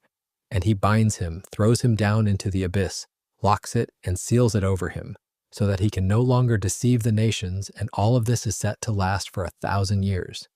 It is, more or less, the book putting its master villain in the ultimate time out, chained in a sealed cell, out of the game for a very long stretch. And with the great deceiver locked away, something remarkable happens up above. Thrones appear, and seated on them are figures given the authority to judge, and the souls of those who had been executed for keeping faith, the ones who refused to worship the beast or take its mark, come back to life and reign alongside Christ for that same 1,000 years. The book calls this the first resurrection, and it pronounces a blessing over everyone who shares in it, because over such people the second death, whatever that turns out to be, has no power at all. The rest of the dead, the text notes almost in passing, do not come back to life until the 1,000 years have run their course. That phrase, the first resurrection, is quietly one of the load-bearing beams of this whole debate, because if there is a first resurrection, the obvious question is what the second one is, and the answer reshapes everything around it. The most straightforward reading counts two literal bodily raisings of the dead, separated by the 1,000 years, the faithful raised first to reign, and everyone else raised afterward to face the judgment we are coming to. That reading sits most naturally with the pre-millennial map, since it needs a genuine gap between the two events for the reign to happen inside. But others read the first resurrection quite differently, taking it not as a bodily raising at all, but as a spiritual one, the coming to life of a person on the inside when they first turn to Christ, or the passing of a believer into life at the moment of death, with only that second, final resurrection being the great bodily one at the end of all things. On that reading, there are not two mass raisings with a literal millennium wedged between, but a spiritual awakening now and a physical one later. It is a genuinely different picture assembled from the very same handful of words, and which one you find natural depends almost entirely on whether you already lean toward reading the 1,000 years as a stretch of calendar or as a symbol. The passage, frustratingly and rather typically, never stops to say which it means and simply moves on, leaving the reader to do the sorting. Now, this stretch of the book, brief as it is, has generated more argument than almost anything else in it, and it is worth being upfront about why. The entire idea of a 1,000-year reign, the thing people call the millennium, is drawn from this one short passage. A doctrine that has divided sincere readers for centuries hangs on a handful of verses, which is a bit like a very long family argument tracing all the way back to a single ambiguous sentence in a will. So, as promised, here is the map, 3 main ways faithful people have read it, laid out so you do not get lost. The first is premillennialism, and the name is helpfully literal once you unpack it. Pre, meaning before, and millennium, the 1,000 years. On this reading, Christ returns, as we watched him do a chapter ago, before a genuine, literal, 1,000-year reign here on a renewed earth. The events run in the plain order the text gives them, the return first, then a real earthly golden age with Christ personally ruling, then the release of the enemy and the final judgment. It takes the sequence at face value and simply follows it down the page. This reading feels most natural to those who lean toward reading the book's future as literal and chronological, and it has the advantage of not having to rearrange anything. The second is amillennialism, where the A at the front simply means no, as in no literal 1,000-year reign. On this reading, the 1,000 years are symbolic, and recall what we established at the very beginning about how numbers work in this book, where 1,000 signals fullness and completeness rather than a precise count on a calendar. Amillennialists take the 1,000 years to represent the entire present age of the church, the whole span between Christ's first coming and his return, right now included. The binding of the enemy on this view is real but limited, a restraining of his power to fully deceive the nations and to stop the good news from spreading across the world, which is why it has in fact spread. And the saints reign with Christ in a spiritual sense during this age rather than in a future earthly kingdom. It is a reading that leans symbolic, and it has the advantage of not requiring a separate golden age the rest of the New Testament rarely mentions. The third is postmillennialism, and again, the prefix does the work.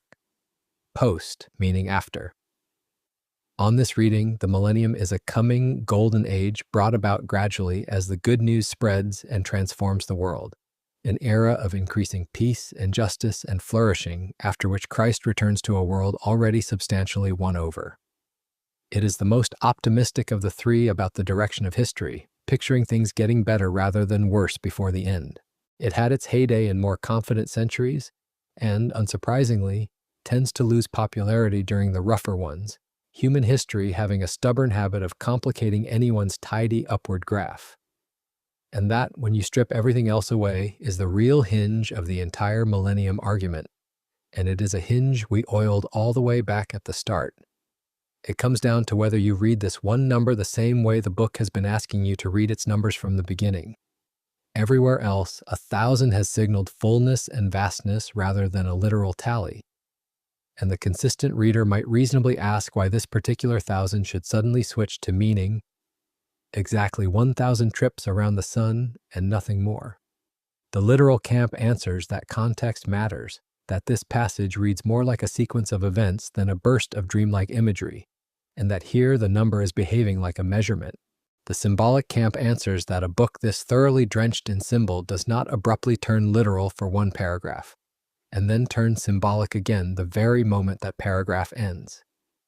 Neither side is being lazy about it. They are simply applying with equal sincerity two different but defensible rules about when a number in this book means a number and when it means an idea. Sort out which of those rules you find more consistent, and you will usually discover you have already, quietly, chosen your millennium without quite noticing. And once again, the honest thing to say is that all three of these are held by thoughtful, faithful readers, each pointing at the very same short passage and drawing a genuinely different map from it, and the disagreement traces, as these things usually do, straight back to the lens each one brought in the door. It is the same pattern we have watched all book long, sincere people arguing over the when and the how rather than the whether, and you are allowed once more to sit with the question rather than feeling marched into a camp. But however you read the 1,000 years, the book itself does not let them be the ending. And what it does next is genuinely startling. When the 1,000 years are finished, the enemy is released from his prison for a short while. And the very first thing he does, the very first thing, is go straight back out to deceive the nations, gathering them for one last assault. These gathered nations get an ominous old symbolic name lifted from an earlier prophet, Gog and Magog, which was ancient shorthand for the massed forces of the world rising against God's people, essentially the book naming its final villains something suitably foreboding. They swarm up, countless as the sand on the shore, and surround the camp of the faithful and the city God loves. And then, in a move the book has trained us to expect by now, there is no drawn-out battle. Fire comes down from heaven and consumes them, and it is over. The devil himself is thrown into the lake of fire, joining the beast and the false prophet who were tossed in earlier, and this time there is no release, no short while, no next round. That thread, the one that began with a dragon lurking behind a beast, is finally and permanently tied off. Those two ominous names, by the way, Gog and Magog, are not invented for the occasion. They come lifted straight out of an older prophet's vision of a vast coalition storming down against God's people from the far corners of the earth. and by John's day they had hardened into a kind of stock label for the ultimate gathering of the world's hostility, the last great mob assembling for the last great assault. Reaching for them here is the book choosing a name its readers would recognize instantly as shorthand for this is the final one, final. And notice what the mob actually surrounds, the camp of the faithful and the city God loves. Even here, in this closing spasm of rebellion, the pattern the book has run over and over holds one final time. The people of God appear, for a moment, hopelessly outnumbered and cornered, sand on the shore against a single besieged camp. And then, before any real battle can develop, heaven simply ends it. There is something almost merciful in the brevity. The book refuses, right down to the finish, to grant evil the dignity of a genuine contest. It gathers, it threatens, it makes a great deal of noise, and then it is gone, exactly as it was always going to be. And here is the piece of theology this strange episode exists to deliver, because it is easy to miss underneath the drama. Sit with what just happened. For 1,000 years, conditions were as close to perfect as they could possibly be. The great deceiver was locked away, unable to whisper to anyone. Christ himself was reigning, and yet the instant the enemy is let out, he finds no shortage of takers. People sign up for the rebellion the moment the recruiter is back on the street, which is either the bleakest or the most honest thing this book ever says about the human heart. And it is probably both. The point it is making is profound, and more than a little uncomfortable. Evil is not merely a product of bad circumstances or poverty or ignorance or a rough environment. If it were, then 1,000 years of ideal conditions would have cured it, and instead the rebellion reappears the second it gets the chance. The book is quietly dismantling one of humanity's favorite hopes, the idea that if we could just fix the conditions, engineer the right society, educate everyone properly, remove every external pressure, then the human heart would come right on its own. Improve everything, the book says, to the point of literal paradise, and the heart is still capable of turning, which means evil is never going to be solved by better conditions alone. It can only finally be dealt with by a genuine change of heart, and by a final act of divine judgment, which is exactly where the book turns next. Because with the enemy gone for good, only one thing remains, the reckoning that all those souls under the altar had been waiting for since the very beginning. And it arrives as a scene of enormous, sobering stillness. A great white throne appears, and the one seated on it is so overwhelming in presence that heaven and earth themselves simply flee, and no place is found for them, which is the book's way of saying that in the presence of this judge, the entire universe knows it is not the main thing in the room.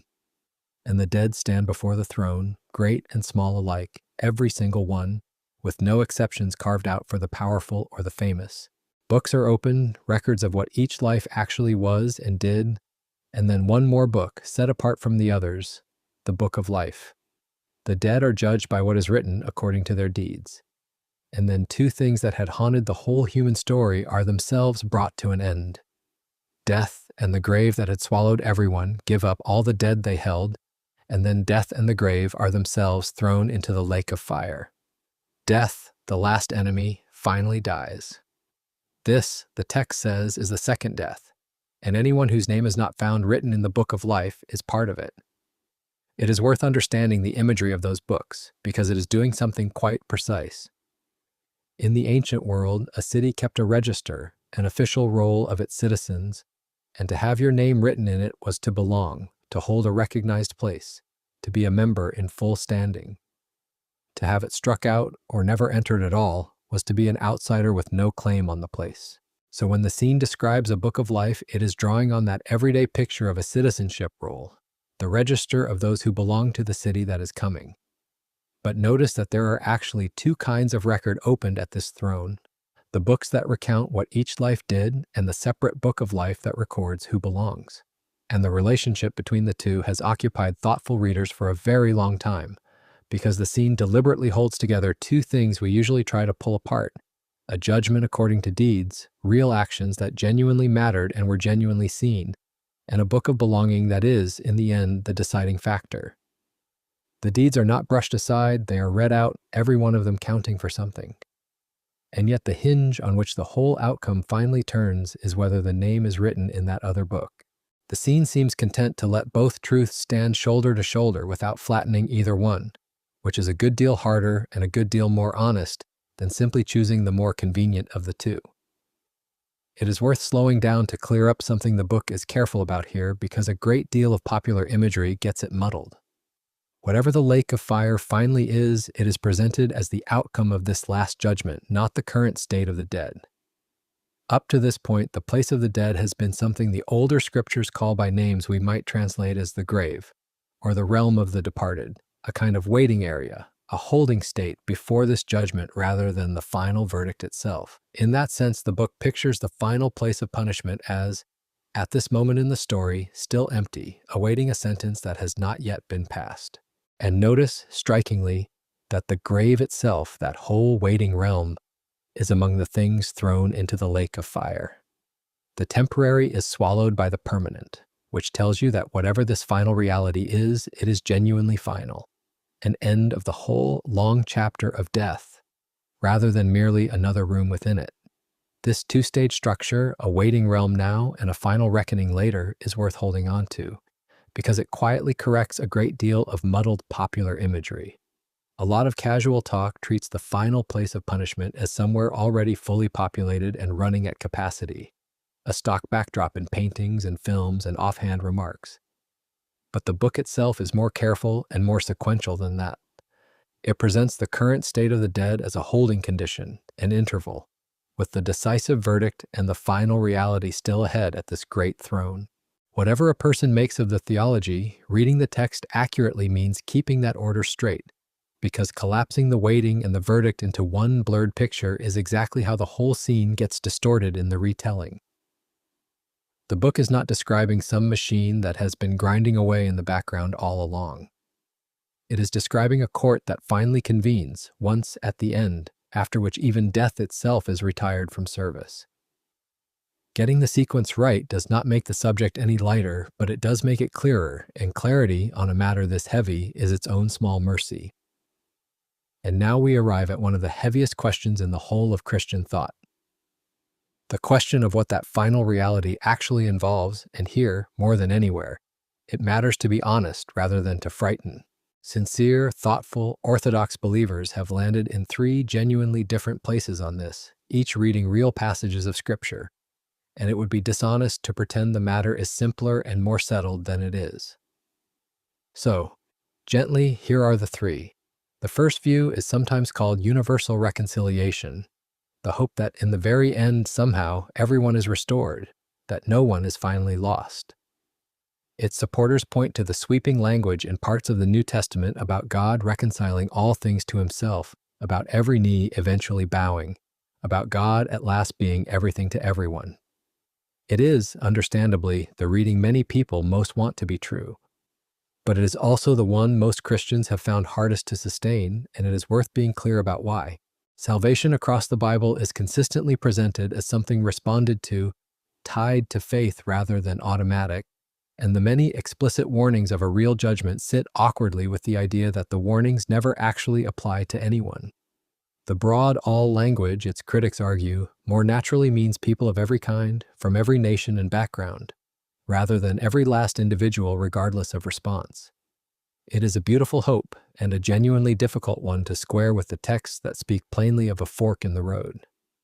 The second view is often called annihilationism or conditional immortality, and it holds that the finally unrepentant are not kept in unending torment, but instead, after judgment, cease to exist altogether. On this reading, they perish in the fullest sense of the word.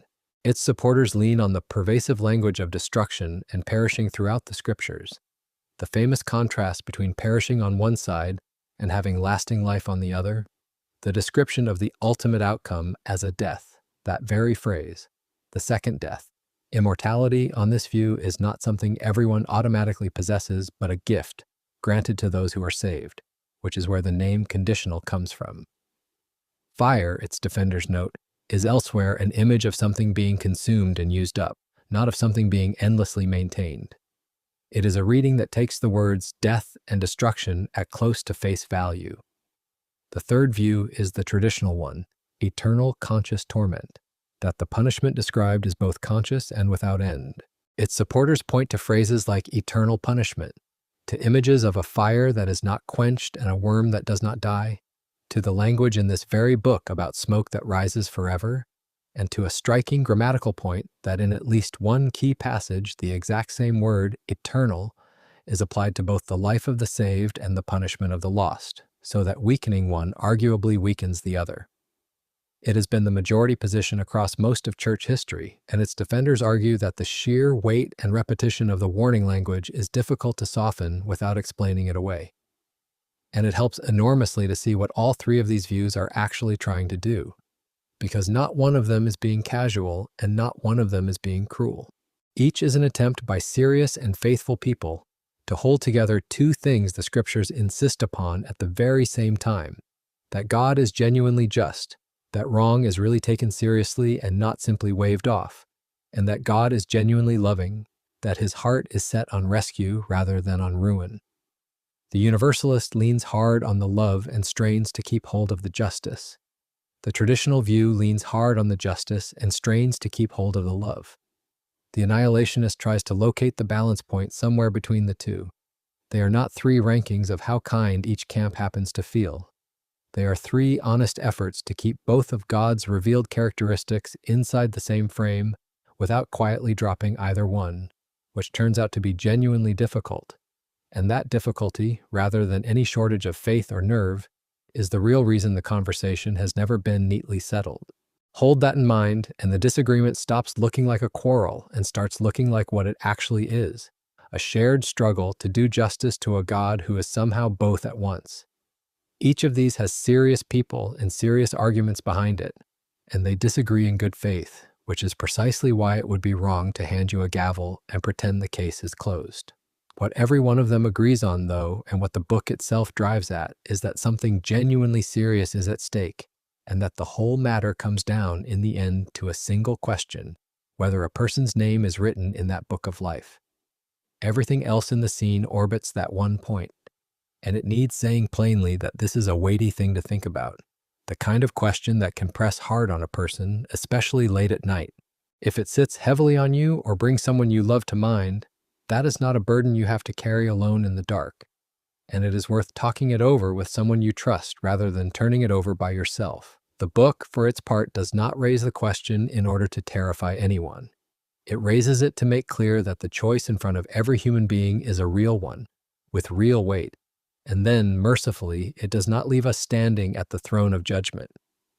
It turns in its final movement toward something almost impossibly bright. Because the last thing this book of fire and beasts and thrones wants to leave you looking at is not a lake of flame. It is a wedding and a brand new world. John sees a new heaven and a new earth, the old ones having passed away, and in a detail the ancient audience would have felt immediately, the sea is gone. To people for whom the sea meant chaos and danger and the dark unknown that swallowed ships and separated loved ones, its absence was not a loss but a promise, the old churning chaos finally stilled for good. And then he sees the holy city, a new Jerusalem, coming down out of heaven from God, and here is the image that ties the whole book together. It is dressed as a bride, beautifully prepared for her husband. This is that bride we heard announced back before the king rode out, the exact and deliberate opposite of the fallen prostitute city. And now she descends in radiance. Two cities have been set before us across this whole book, one built on taking and doomed to fall, one built on being given and destined to last. And here, at the end, the second one comes home. When John is given a closer look at the city itself, the measurements turn out to be every bit as symbolic as everything else, and they are worth a moment. The city is laid out as a perfect cube, its length and width and height all equal, which to an ancient reader was an unmistakable signal, because there was exactly one cube-shaped space in their entire religious imagination. The innermost chamber of the old temple, the most holy place, the single spot where the presence of God was said to dwell. The message hidden in the geometry is staggering. The whole city has now become that inner sanctuary. The entire place is the most holy place.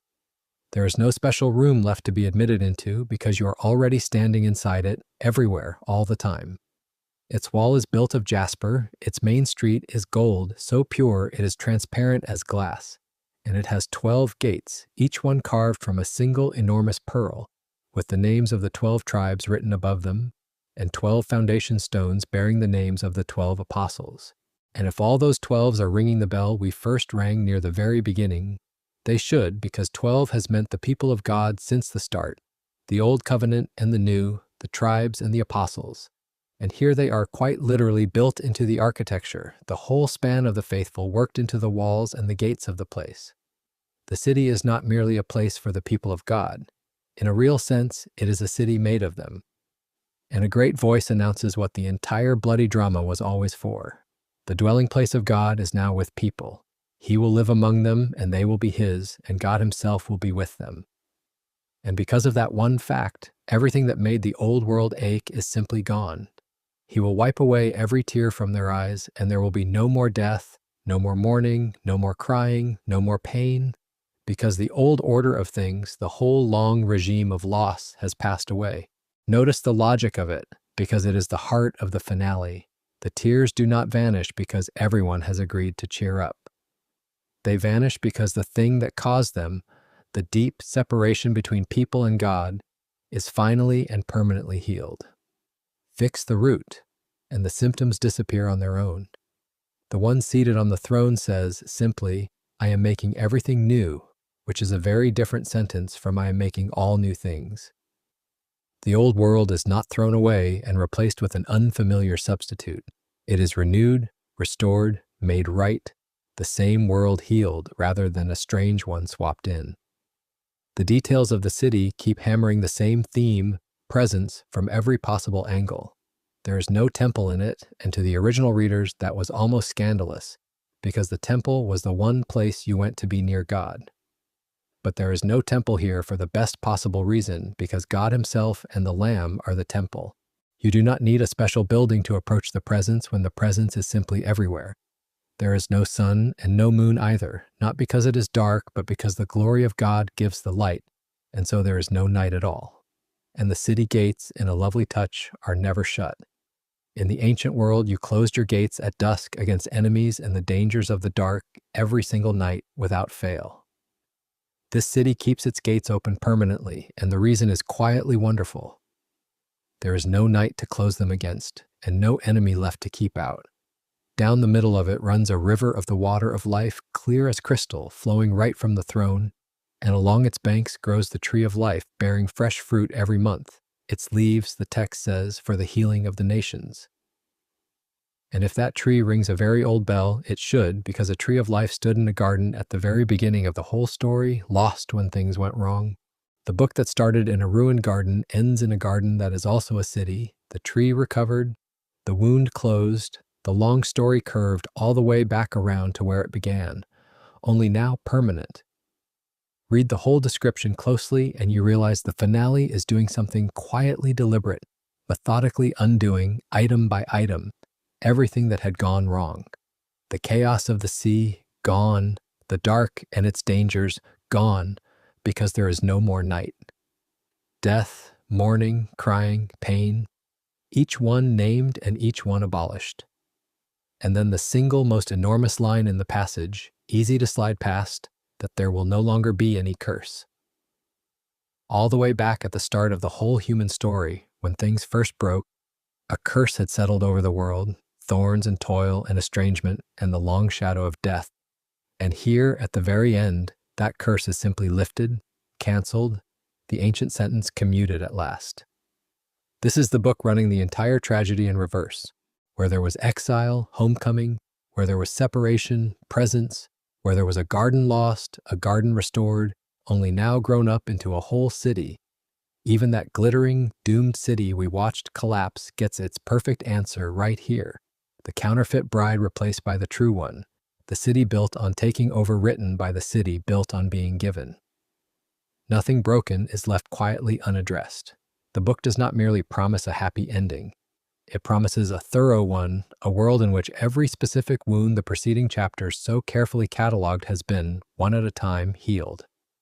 And it is worth being clear about what this new world is not, because the popular picture gets it almost exactly backwards. This is not an eternity of disembodied souls drifting on clouds, strumming harps in a vague and frankly rather boring mist. It is a new earth, physical, solid, recognizable, a renewed and glorified version of the very world we know, which you might think of as something like a second edition of the planet, everything good about it kept, and everything broken about it repaired. It is a place with a river you could drink from, and fruit you could eat, and a city you could walk through, prepared, the older promise says, personally, a place made ready for each person by Christ himself. Whatever else eternity is, the book insists it is not less real than this life. It is more. And so the book closes not with a threat, but with an invitation, offered 3 times over, warm and open-handed. The Spirit and the bride say, "Come." And whoever hears is told to say, "Come." And whoever is thirsty, come, and let anyone who wishes take the water of life freely, without cost, freely. That last word matters more than almost any other, because it settles the question of how anyone gets into this city in the first place.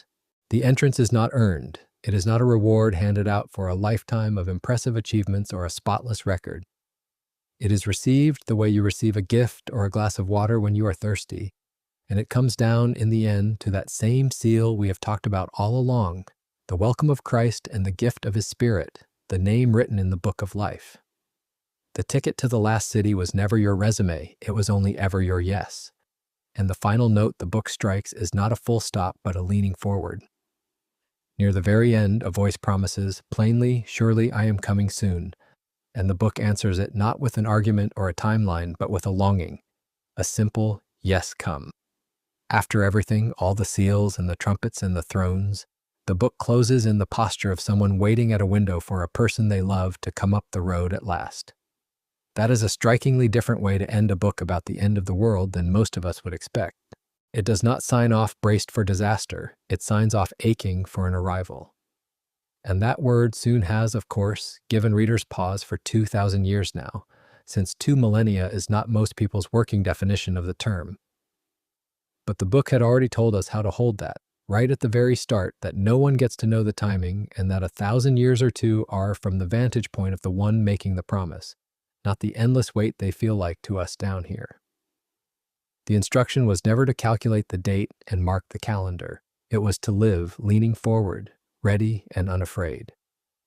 We began a long way back with a lonely old man exiled to a bare rock in the sea, given a vision he called an unveiling, a pulling back of the curtain.